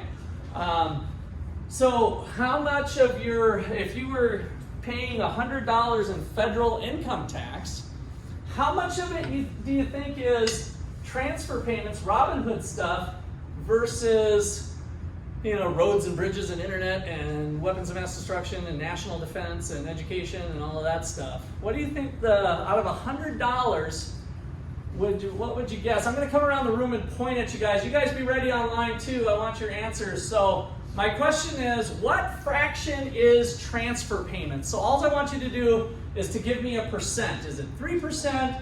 Is it 10%, 20%, 50%, 70%, 99%? Whatever. What fraction is the Robin Hood stuff of transfer payments? So you pay $100 of federal tax. Everybody with me? What fraction of that $100 is transfer payments? So I'm going to start at the back. Just give me a percent what you think it is in the United States of America, by the way, not at your home countries if you're from other places. Come on, choke it up. Get ready. Everybody ready? 8%. 5. 10. 12. 25. 70. Did you say 17 or 70? 70. 32. Kim. 50. Yovana. You gotta unmute. 8. Jack. 30. And Maria. Get the two Serbians. 10. All right. So the answers you guys gave, with the exception of one, is what most people think. Like, oh yeah, of course, I'm willing to give 30% or 10% or 8%. It's 65 to 70%. That's what the government does nowadays with your money, is they move it around. So you've got about 30% on national defense and education and infrastructure. Now, it used to be at the levels you guys are talking about prior to the Great Depression. It used to be that the government was much more limited in its scope of who it wanted to help or not help and move stuff around, but that's changed. And so that's been part of the growth, part of the story of the growth of government in the United States anyway over time is with the transfer payments. So all of those things is part of what enters the political arena in the United States. Okay, so last couple pictures and then we'll move on to a couple other things here. So what about the rest of the world? Now I actually have China for my China cohort up there. I put row as the rest of the world. Like just imagine that there's lots of countries around there. And so here's the United States. We can think of the United States being, let's just say, a closed economy, like Tom and Jen. Tom was the only one on the island, and they're like, oh, hey, there's another country over there. What if we trade with them, right? And that brings in imports and exports. And so the macro economy here, we can start to think about all of the flows of the things that we do. And the only reason I'm going to show that, I'm not even getting into cigarette stuff here, but is imports and exports when we open up to the rest of the world. We're buying and selling from them, and that's the thing that's reduced poverty, had the biggest impact on poverty over the last 30 years. And then finally, the global financial markets, which we talk about in this class a little bit. So this is kind of your view of the forest before we get into the trees, right? So when we get inside the chapters, we'll get deeper into the trees, but this is your view of the forest. And so what do households do with their money? They can import stuff, buy stuff from other countries. They can buy stuff from America. This is their consumption of American goods. Or they can save it, which is the part we didn't talk about before. So if I have $70,000, what if I save $20,000 of it? Well, that enters the financial markets, and now you're part of the engine that allows people to borrow. Who's the big net borrower? Businesses. So businesses on net are the ones borrowing from the financial markets so that they can make rockets to put into space. Elon Musk isn't debt-free. He's got some debt on him, especially with this Twitter thing going on, and then the satellite deal that he's got going, right? And so he's borrowing from, some senior citizens in the United States, and that's the financial markets that kind of helps make the economy go. All right, so questions or comments there? It's kind of a quick little gloss over. We're not going to talk about foreign exchange. Here's the wealth buckets. So to kind of tie this back to close on Adam Smith, an inquiry into the nature and causes of the wealth of nations. What causes our nation to grow in wealth? Well, the thoughts that he put forth in there was to allow individual property rights and freedom to exchange. And to keep the king and queen out of it, let's have individual property, ownership of land. Back in the day, the king and the queen owned everything, and so the peasants would be allowed to have their use of some land, and maybe they were allowed to farm and other things. But we kind of put that to the nth degree of allowing ownership of all things in private hands. And so by doing that, by doing those choices, by looking at the ability to build our own personal wealth over time, then the nation's wealth grows in the ways we've been talking about. Our purchases of assets and things that help make money for us down the road for retirement, that is the wealth of nations. And so when we have too much consumption going on, beer, chicken wings, that doesn't create wealth. So one of the things that's different between, let's say China and the United States, United States savings rates suck. So we, on average, have been consuming as little as 7% in terms of savings, rather. 93% of our income is put towards consumption. Now, this was personal saving rates. Over COVID, it was kind of cool that we did an uptick of savings. And what I hate is I hear the media saying, oh, that's bad. We got to spend money. We got to get these people spending, right? You guys have heard that on the media, that the answer is if we could just get consumption going and people are hunkering down and they're not spending their money. Savings rates spiked to record highs during COVID of like 13, 14%. And so a lot of people, most people I think of that wrong and that that's somehow bad. And the truth of the matter is when you start saving more money, you're allowing Elon Musk to borrow it because he came up with a novel idea, or many other entrepreneurs are able to get those funds to make that stuff, to move assets from lower valued uses to higher valued uses. And so you have this continual churning over time of wealth creation, and our buckets continue to go up and up by having investments in real assets of machines and buildings, and then intellectual property and other things that build wealth. Okay, questions or comments there? All right, let's get back to the board for a second here. Yes, question? Go ahead, Noah. So would you consider like investing in bank stocks and stuff like that more of savings or more of consumers? Because technically you could make an argument that it's neither one. I didn't quite hear what you said. Investing in what? So would you consider investing more of like consumption or more of savings? Because you could make an argument that it's really neither one. Okay, so sometimes let's just be clear on savings versus investment. Get used interchangeably, but you could be saving for a new car where you're just saving up money for the next 3 years to buy a new car, right? And so if you're holding that money in a savings account or something that's fairly liquid, then that has a different impact than you investing it somewhere or investing into a new business. So I like to kind of follow Dave Ramsey's rule of thumb with his stuff that let's think of investing being 5 years or more, that you're going to invest in something and not touch it for a while, versus saving, which might be 5 years or less in general. I don't even know if I answered your question. Does that make sense? Or? Yeah, that makes sense. Thank you. Okay. All right, anything else? All right, so let's get into the chapter 3 material a little bit more here.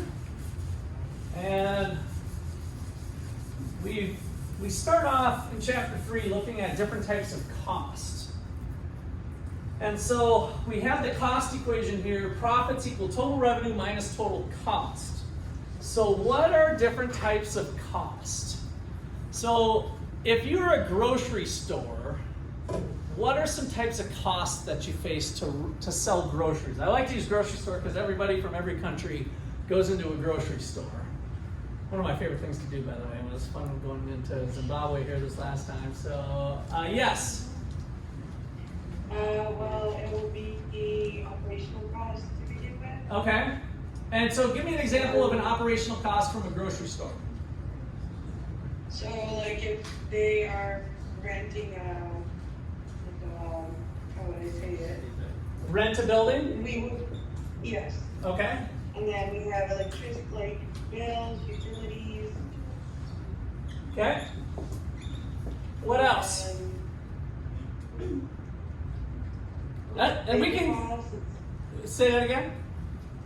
Labor costs. Labor costs. Good. So we got people that we might need a manager, and we might need laborers. Now other people can join in here. So give me some other things with this grocery store. Manager, and then we've got the sales clerk or the cash register, and then we've got, oops, we can't write that register. Shelving. Advertising, shelving. Materials like the grocery store. Yeah, the groceries itself, right? So the inventory of food. Okay? A couple of other quick ones. I won't spend too much time, but this is good to get the juices flowing. I heard shelving. We got freezers, right, and equipment. How about some legal fees? Would we have any of those possibly? A little trip and fall? Insurance, good. So legal, insurance. All right, that's probably a decent list, I guess, to just kind of motivate this thought. So when we think about profits, we have total revenue. If I'm a grocery store, I make money by having more beeps. Beep, beep, beep, beep, beep. Each beep is the cash register ringing, right? And so total revenue is going up with each beep. What is not going up on the cost side when I make the sale? What's not going up? Rent. So rent is a fixed cost. It doesn't matter how many beeps, you still owe the landlord your rent. Any other things fixed up here? Shelving. Shelving. Fixed. Freezer. Electricity might have two components, probably mostly fixed. But if you have a lot of beeps going on and you're opening and shutting your freezer door, is the compressor going to kick on more? Yeah, right? So there's a little bit of variability. So I'd say there's, probably mostly fixed, but also there's part that are variable costs too. What about the manager? Probably pretty fixed, right? So when we think about a day's productivity, we have to have a manager on duty. Do we need 10 people checking people out? Or if it's a slow day, might somebody say, you two punch out. So a little bit of variability, but we might start our shift, but there's a little bit of variable there. Maybe some of it's fixed. So the point with this is that there's a lot of that going on as we work down. Advertising, did that go up with more beeps? No, if I said that I was going to spend $1,000 on the local ad in the newspaper, it's $1,000 whether there's 200 beeps or whether there's 1,500 beeps, right? So something like advertising is a fixed cost. Inventory of food, that's variable. Advertising if you're getting less beeps though. Well, that's the next time period though, right? So yeah, you're right. So when we're thinking about this, we're thinking about the time period of the beep. This day's sales, this week's. And so we might have some overlap depending on the length of the time period that we might do more, but it might be a mistake to keep running another ad in the newspaper. Oh, we only did the 5x5 ad, maybe we should do the half page, right? And a lot of owners might make that mistake. Legal, insurance, those are pretty independent of the beeps, right? So the point with this activity is that we can partition our total cost into variable costs and fixed costs. And some of them, like electricity, might have variable components and fixed components, but as a thought exercise, total cost is equal to total variable cost. I'll write it out here this time. Total variable cost plus total fixed cost.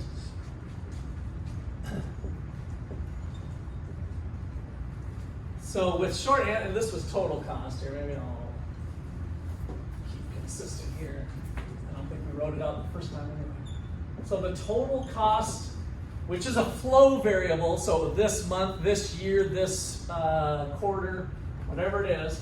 So total cost equals total variable cost plus total fixed costs. It's possible for us to partition things into fixed costs and variable costs.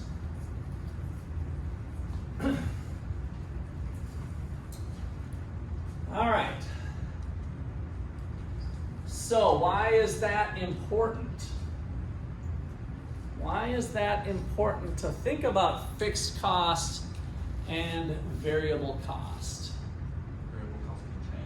Variable cost can change depending on the beeps. Which one's the most important one for decision making day to day? Fixed? How many people say fixed? How many people say variable? Good, I'm glad I have some variables hanging in there. Good, Kim's on variable, yes. The wrong answer is fixed. On a day-by-day basis this week. Why are the fixed costs not relevant in the sense that I'm talking about a decision needing to be made today? Because it's already because you can't change them. You can't change very them. quickly. Right, right. So I'm not saying fixed costs aren't important, which, oh, let's make sure we got the right rent, the right amount of square feet to service our customers. Maybe we should acquire the land next door to expand our parking lot, right? That type of thing is going to increase fixed costs. Those decisions are important, but there's a longer time frame, right? So what we're getting into in managerial economics is the decisions that need to be made today or this week. And so what's the relevant cost over the time period we're looking? The point with this is that if the cost doesn't change within the time period we're talking about, it doesn't belong in the decision of whether we should do something or not. So the only things that matter are the things at the margin. And so we're going to talk more about this next week actually, but I'm going to sneak that in. I'm going to sneak that in as well. So key point here. The only costs that matter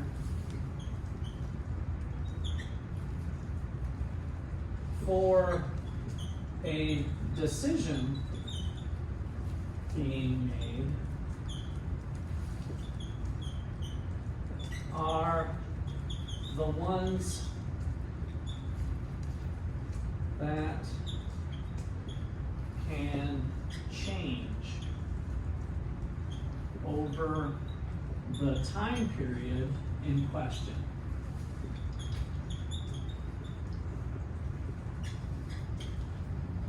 Can you repeat what that says, please? Yeah, the only costs that matter for a decision being made are the ones that can change over the time period in question. The only costs that matter for a decision being made are the ones that can change over the time period in question. Now that might seem a little fuzzy at this point. We'll go through different examples, but should I cut 2 of the 10 people that I have running the cash register? Well, I'm going to save their $10 an hour. So if they were scheduled to potentially work for 2 more hours for me, I'm going to save $20, right? It doesn't matter what I'm paying for the rent. That decision of whether I should cut these employees for the shift of the remainder of the night, we close at 10 o'clock, should I let them go at 8? The only ones that matter are the costs that will change over that time period while when I cut them. Now, there's some other things that could be impacted when I cut those employees. If we talk a little real world here, what could happen if I go from 10 to 8 over the next 2 hours, from 8 p.m. to 10 p.m.? That would hurt my business, I guess. What's that? A rush. A rush, yeah. So all of a sudden, oops, I forgot. Auto University had the big football game going on, and that game didn't get over till 9 o'clock. And now everybody from the university is running to my store to buy stuff. And now they're waiting in long lines, and some of them said, screw it, I'm going to go to the store next door because look at the lines out the door. How many of you have done that before? Where you've seen a long line and you're like, screw it, let's go somewhere else, right? That's beeps. So we got to think about what is the cost going on, maybe both long-term and short-term from cutting. And so those are all things that need to be factored in. So there might be, my point with that is that there might be more things than just the cost per hour. It could impact the beeps, and that's where we'll start to get into marginal benefit and marginal cost. Okay, so let me bring the screen back down here.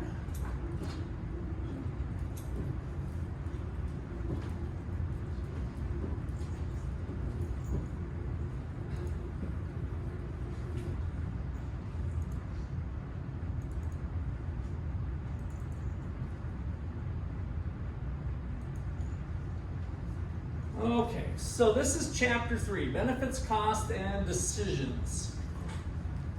So give this a read. Can you guys see okay give me a thumbs up if you can read that? I'm seeing a couple thumbs up. Okay, good. I'll just let you guys read it. I'm gonna try to move you guys a little closer. I'll do that.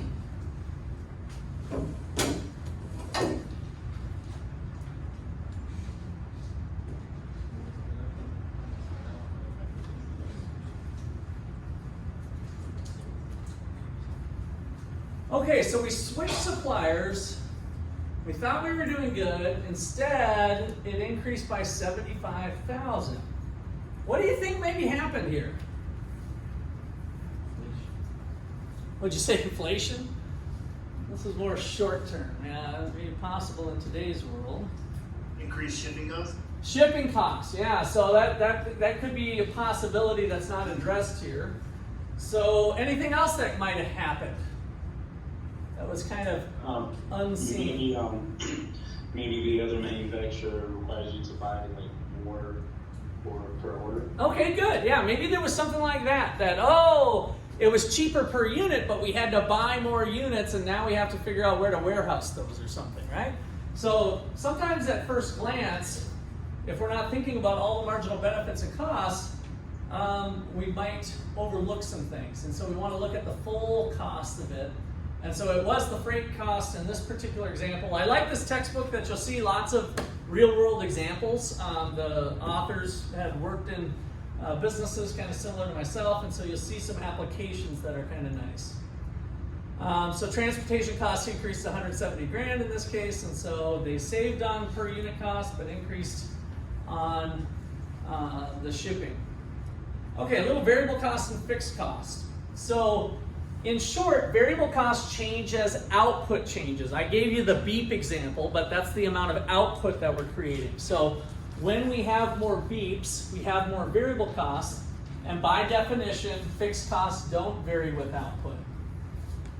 So here, what does that look like? So you start to get comfortable looking at some tables like this. So output's going up from 0, 1,000 up to 5,000. Fixed costs stay the same, so you get kind of used to that. There's the rent and insurance or something else. And then here's the variable cost of production going up. And so the total cost is the sum of the variable and the fixed. If we look at it graphically, as we increase our output level, we only have total cost increasing by the amount of variable cost, right? So if we produce this much, we still have the rent. If we produce this much, we still have the rent. If we produce this much, even 0, we still have the rent. So that's actually a key thing that we'll talk about, I think, here in a little bit. But if you shut down and produce nothing, you still have your fixed costs. So what time, those of you who are in Ottawa here, what time does Price Chopper close? 10. Samir knows. You've been burned going in there at 10:05 or something maybe? Yeah. 10 o'clock. So Price Chopper closes at 10, meaning what's their variable cost at 10? Pretty small, right? Pretty small. Like everybody's gone, they've all punched out. There's a little bit of electricity and stuff going. Do they still have to pay their rent? Yes. So here, if we look at day-by-day production at Price Chopper, when we produce 0, no beeps, we still have to pay the rent. So as I start to produce, my costs go up by the amount of variable costs. Is that different with restaurants as well? Different or the same? I mean, it's or same. Yeah, they'd be the same. Yeah. Same thing going on with all companies for that matter. Okay. Now the thing that's different is that in some companies, there's very little fixed costs, right? And it's mostly variable costs. And so we'll look at that kind of deeper into the chapters on how that flips your business model. So if you have a lot of variable cost and a little bit of fixed cost, so imagine all of your, imagine this is down here and everything's variable, that changes your decisions compared to having a lot of fixed cost and a little variable cost. So we'll get into that a little deeper later, but varies from industry to industry. So fixed or variable, payments to your accountants to prepare your tax returns. Fixed, right? Doesn't matter, your accountant doesn't matter if you made $1 million or 100,000, he pretty much has to go through the same process. Electricity to run the candy making machines. Variable, fees to design the packaging of your candy bar. Fixed, cost of material for packaging. Variable, good, you guys got those pretty good. All right, so the packaging materials, the more you make, the more you're gonna spend on it. So here's another example, give this a read from Cadbury.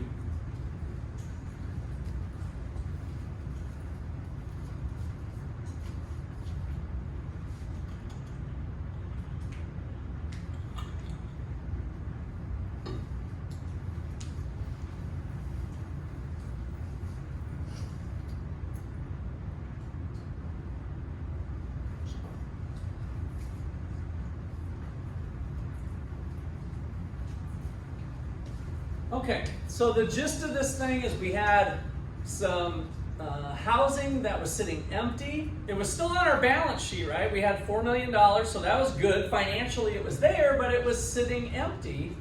And we could have done something with it, but the managers didn't.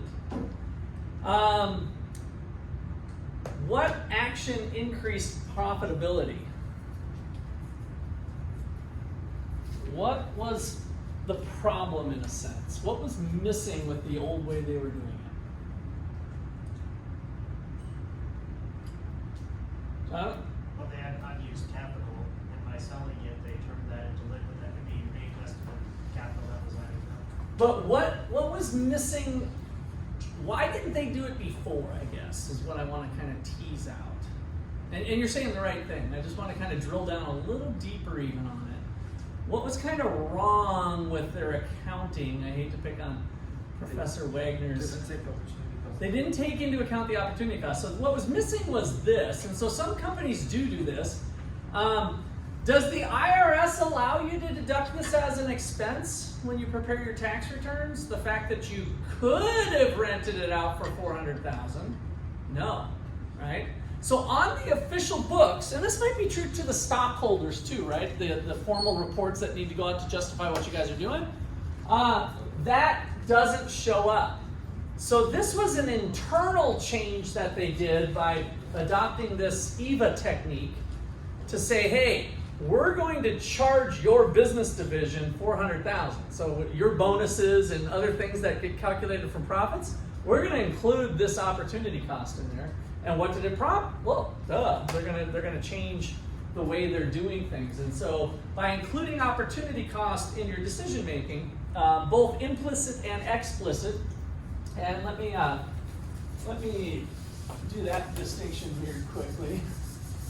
So we just got done saying variable costs and fixed costs, but another way to think about total cost in economics class, which is your opportunity cost. When we talk about Tom and Jen on the island, what's the cost of doing business?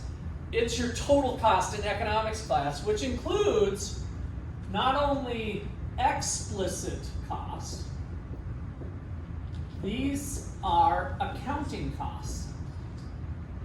You can think of it, this is what the IRS might allow you to do for how much taxes you owe. But in economics class, we're going to add implicit costs. Implied cost is what we mean by implicit cost. By letting these buildings sit vacant, you had an implied loss or an implied cost of $400,000 that didn't get picked up on your standard books. So in economics class, we want this included as well. So economists, this is what I call economic art, because sometimes it has to be estimated, right? This is easy. The accountant gets a receipt. You paid the laborers $12 an hour, they work 10 hours, 10 times 12 is 120, right? Explicit costs are easy. It's harder to calculate or estimate the implicit costs. So, how do we know that we lost $400,000? Well, we'd have to do a little research, and maybe it would be $390, maybe it would be $420, but it's somewhere, right? We have to estimate it. All right, so on the balance sheet then, the accountant would have, this was 431 pounds for Cadbury, which is a British company, but now when we think about putting in an opportunity cost, then we're going to be potentially losing money if they're, in this case, they put 12% in the estimate. So the moral of the story is accounting profits are usually higher than economic profits because economists are going to include all of the implicit costs as well. Okay, questions or comments there? The book will bring you through some other stuff. Here's another one, kind of thinking about outsourcing. Should we do it ourselves? Well, we've got material, we got labor, 60 cents, 20 cents is 80. Of course, depreciation and overhead of our company. We've got pencils and papers and copy machines and stuff. So if we look at our company doing it, it's 80 cents plus 20 cents is $1. And if we outsource it to India, then they've got material, labor, tooling, and 70 cents. So let's do it, right? It's cheaper to go there. But is that the right way to calculate it? What's wrong about that over here for our internal costs? What should be included? What's that? Taxes?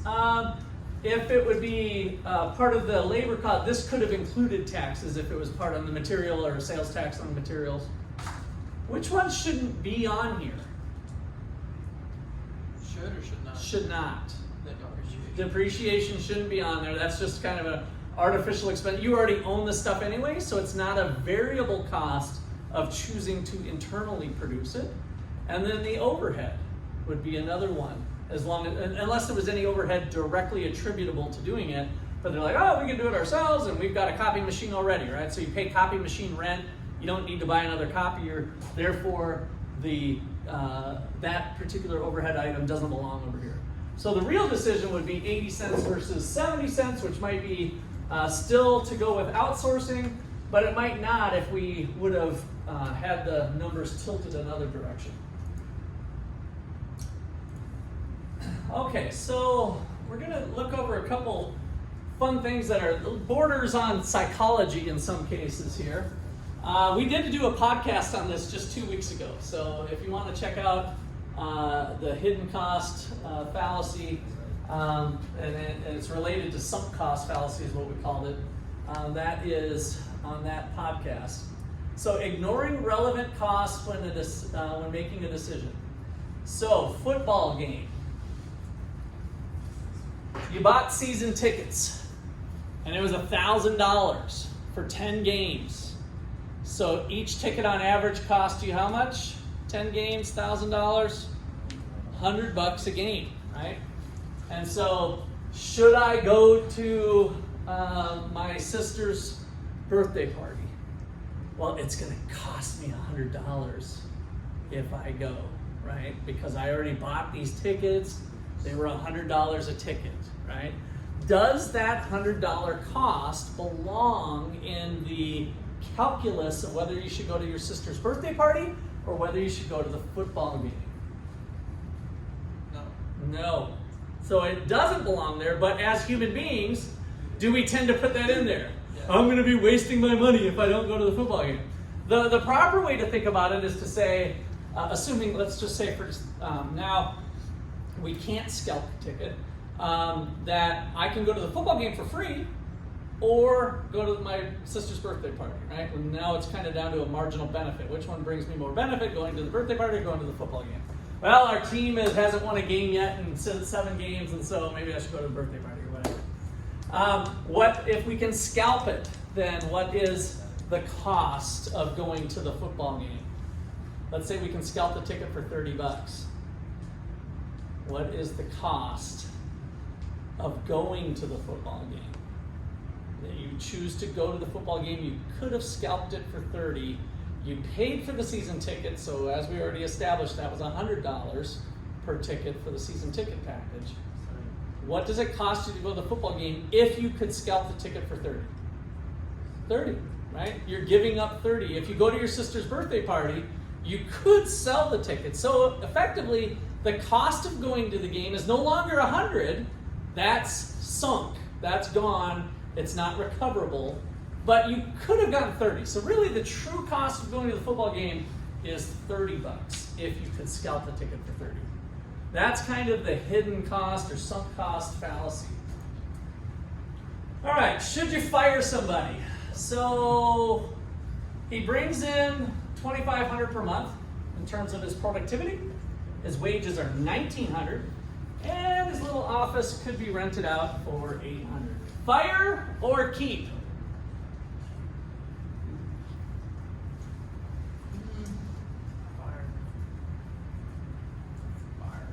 Fire! Keep? That seems so mean to fire. I mean, look at he makes more than he's being paid. Like, aren't we profiting off of him? $600? If he needs to be replaced, then you're gonna have to Yeah, I mean, if there was somebody out there that could raise this and still pay the same, but let's just say that the labor market's pretty efficient for that job and this is just the situation. Fire him or keep him? Fire him. He's out of here, right? Why? Because we're not taking into account the opportunity cost of that decision. By exclusively looking at his labor of 1900, you'd say, oh, keep him for sure. But when we look at the implicit costs, it's actually 1900 plus the 800 cannon. Out of here, right? We don't care that he's got 2 young babies, 2 young twins actually. They're just 3 months old. Very cute. That doesn't matter. No, I'm just kidding. Sometimes it might matter. You choose whether it matters or not. All right, so then we've got these biases that are kind of fun. So what you'll see in the chapter as you go through, especially chapter 2, they talk about in economics the rational actor. So economists kind of assume that we have little robots that go along and calculate the benefits and the costs, and that's how decision making is made, which works pretty well, by the way, in terms of economic models. But some recent research, recent for academia anyway, the last 30, 40 years, has been on this human behavior stuff and these biases. So what we find is that people put too much weight in stuff that they already own. That's kind of an interesting one. As a real estate agent, when I have my license, you go into a house, oh, this thing's worth 120. This is like a dime a dozen starter home, right? Just a square rectangle, 3-bedroom, 2-bath, unfinished basement, 120,000, easy. Okay, we talked to Mr. and Mrs. Homeowner. How much do you think it's worth? Oh, we're thinking like 140 because, you know, we just painted and we replaced the kitchen the other day, and of course we don't want to waste our money and lose our money. Whatever, it's out, right? It's 120,000, but people will tend to put more weight than what's rational into things that they already own. That's called the endowment effect that people tend to do. Loss aversion. People tend to put more weight into things they lose rather than things they gain. So if you, one of the ways they've experimented with this, and we kind of saw it on airlines, like you buy a $350 airline ticket and they take away your peanuts, right? Your little bag of peanuts that probably has a dollar's worth of cost at most, and they're like, oh, they took away my peanuts, this is an outrage, right? And people are all upset about it. On the flip side, let's say that airlines never provided peanuts before, and now they give you a bag of peanuts. And you're like, oh, that's nice, they gave us this little bag of peanuts. In other words, the loss of the peanuts when you had them, as status quo, had more weight than what the gain, even though it shouldn't matter, right? It shouldn't matter which direction that went. We tend to look, I think this is a problem in today's world, because where we're gathering information, we're in these echo chambers of our social media and other things, but yep, I've done my research, and as soon as you find something that confirms what you already have, you're done with your research. Well, that's not real research always, it's just to find something that frames it. Anchoring bias. So this one was kind of fun. I'll tell you a quick story with Brady. He ran some convenience stores, and for his senior project, he was an econ major. He was in the MBA program for a little bit, but then he shifted gears. They put Yeti coolers at their convenience store. It was a gas station convenience store type of place. $500, and the Yeti cooler normally would be like $300. And he did it purely as an experiment for his paper.